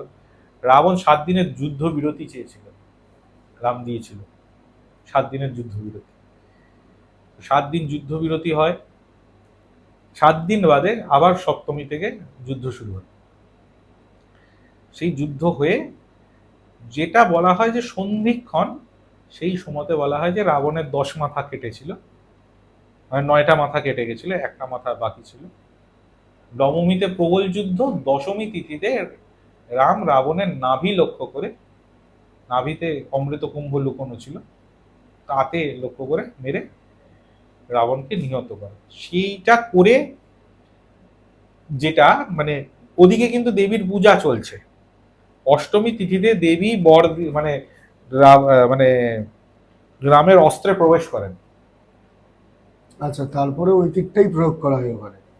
দেবীর অস্ত্রে প্রবেশ করেন। আর অ্যাকচুয়ালি তো রাবণের তো বলা হয় যে রাবণের মৃত্যুবান রাবণের কাছেই ছিল, রাবণের কাছেই ছিল। কিরকম? রাবণ নিজের মৃত্যুবান যেটা মানে যখন এই কুম্ভ যখন নিজের নাভিতে নিয়ে নিল, তখন সেইটাকে ভাঙার যে তীর, সেটাও বিশ্বকর্মারই নির্মাণ করা, একমাত্র সেটা ওটা দিয়েই ভাঙা যাবে। সেটাকে আবার রাবণ আবার নিজে একটা তার মানে মহলের একটা মানে মণিময় স্তম্ভের মধ্যে লুকিয়ে রেখেছিল, যতটা কেউ না পায়, যাতে সেটা না পায়। এবার হনুমান গিয়ে চরম উপদ্রব করছে, কি করা যায়। মন্দোদরী তখন দেখে চিনতে পেরেছে রাবণের ইষ্টদেব এসে গেছে, বুঝে গেছে আর হবার, তখন মন্দোদরী দেখিয়ে দিয়েছে যাও। কিন্তু তখন মন্দোদরী তখন মানে গিয়ে তার কাছে প্রার্থনা করেছিলেন আমার যেন শীতের সিঁদুরটা যেন অক্ষয় হয়। তখন বলেছেন আচ্ছা ঠিক আছে, দেখা যাবে। সেটা কি হনুমান গিয়ে রাবণকে বলে মানে রামকে বলেছিলেন, আমাকে কিন্তু মন্দোদরী এইটি বলেছে। তখন রাম তখন বলেছিলেন যে রাবণের চিতা নির্বাপিত হবে না, মানে মন্দোদরী যতকাল প্রাণ থাকবে ততক্ষণ পর্যন্ত, আর চিতা যতক্ষণ না নির্বাপিত হচ্ছে ততক্ষণ পর্যন্ত তো বৈধব্য ধারণের প্রশ্নই আসে না। চিতা জ্বলছে মানে তো তিনি সধবা, মানে কোনো অশৌচ নেই, কিছুই নেই। তো সেই কারণে এখনো বলা হয় যে রাবণের চিতা নাকি এখনো জ্বলছে, বলা হয় আমরা যে কান চেপে দিলে যে এরকম হু হু করে একটা যে ভেতরে যে আওয়াজ হয়, বলে ওটাই নাকি রাবণের চিতা। তারপরে মন্দোদরী এখনো জীবিত? না, মন্দোদরী মারা গেছে, বিভীষণ জীবিত। আচ্ছা, সপ্ত অমরের মধ্যে বিভীষণ আছেন, হনুমান আছেন, বলি আছে, অশ্বত্থামা আছে, কৃপাচার্য আছে, এরা সবাই জীবিত, এরা সবাইকে ওই মানে সপ্ত চিরঞ্জীবী আমরা, সপ্ত চিরঞ্জীবী। এই হচ্ছে মানে মূল বিষয়বস্তু। হ্যাঁ, এইখান থেকে মানে কি একটা নবরাত্রি ওই দিক দিয়ে চলে, আর একটা নবরাত্রি এই দিক দিয়ে চলে। আচ্ছা, এছাড়াও আরো বছরে দুটো নবরাত্রি, সেটা গুপ্ত নবরাত্রি ধরা হয়, একটা আষাঢ়ে আর একটা মাঘে। এটা গুপ্ত কেন? গুপ্ত কারণ এটা তান্ত্রিকদের জন্য, তান্ত্রিকরা এটা প্রয়োগ করে থাকেন এই সমস্ত। তো মোটামুটি এই যে নবরাত্রি দুটো, এই নবরাত্রি দুটো কি সাধারণ মানুষ জেনারেল পুজো করবে, মানে সবাই করতে পারে? ছেলে মেয়ে পুজো করুক, যারা যারা শক্তি মন্ত্রে দীক্ষিত, তা যার যে ইষ্ট, হতেই পারে মা কালী ইষ্ট, হতেই পারে জগদ্ধাত্রী ইষ্ট, হতেই পারে বগলামুখী ইষ্ট, হতেই পারে ধরুন গিয়ে আমাদের তারা ইষ্ট। যারা শক্তি মন্ত্রে দীক্ষিত তারা নিজের ইষ্টেরই পূজা করবেন, ইষ্ট মন্ত্র জপ করবেন, বাকি প্রসেস প্রায় সেম। আর যাদের ক্ষেত্রে কি অন্য মানে কি দেবতা ইষ্ট বা ধরুন গিয়ে আমাদের দীক্ষিত নয়, তাদের ক্ষেত্রে গিয়ে দুর্গা। বুঝতে পেরেছি। যাক, আজকে অনেক কিছু জানা গেল। তবে এর পরে আমার একটা এপিসোড আপনার সঙ্গে স্পেশালি করার ইচ্ছা আছে, আপনার সঙ্গে আমার কথাও হয়েছিল, এটা আজকেই বলে রাখি অন ক্যামেরা, তাহলে দর্শকরাও জানবেন, একটা ইন্টারেস্ট গ্রো হবে। এই যে আমাদের সংস্কার আর কুসংস্কার, এইটা নিয়ে আপনার সঙ্গে ডিটেলে একদিন আলোচনা করার ইচ্ছা আছে, এবং আমি চাইছি খুব তাড়াতাড়ি এটা নিয়ে আপনার সঙ্গে একদিন বসতে। আজকে এটা অনেকটা লেন্দি হয়ে গেছে এবং অনেক কিছু জানতে পারলো আমাদের অডিয়েন্স আপনার তরফ থেকে, কারণ এই ধরনের মনে হয় না এত ডিটেলে কোথাও কোনোদিন আলোচনা করা হয়েছে ইউটিউবে। এবং আপনার তো অজস্র ফ্যান ফলোয়ার্স তৈরি হয়েছে এখন, সবাই চাইছেন আপনাকে। যাই হোক, আজকে আর বেশি দীর্ঘায়িত করলাম না, এটাকে এখানেই আমরা শেষ করলাম। আপনারা মন দিয়ে দেখবেন, অনেক কিছু জানতে পারবেন। আপনাদের যদি কোনো রকম জিজ্ঞাসা, কোনো রকম প্রশ্ন আপনাদের থেকে থাকে, আপনারা কমেন্ট বক্সে করতে ভুলবেন না। আমরা তাহলে পরের দিন যে এপিসোডটায় বসবো ওনার সঙ্গে, সেখানে চেষ্টা করবো প্রথম পর্বে আপনাদের এই উত্তরগুলো দিয়ে দেওয়ার, দিয়ে তারপর আমরা এই আলোচনার মধ্যে যাবো। ঠিক আছে, নমস্কার। নমস্কার।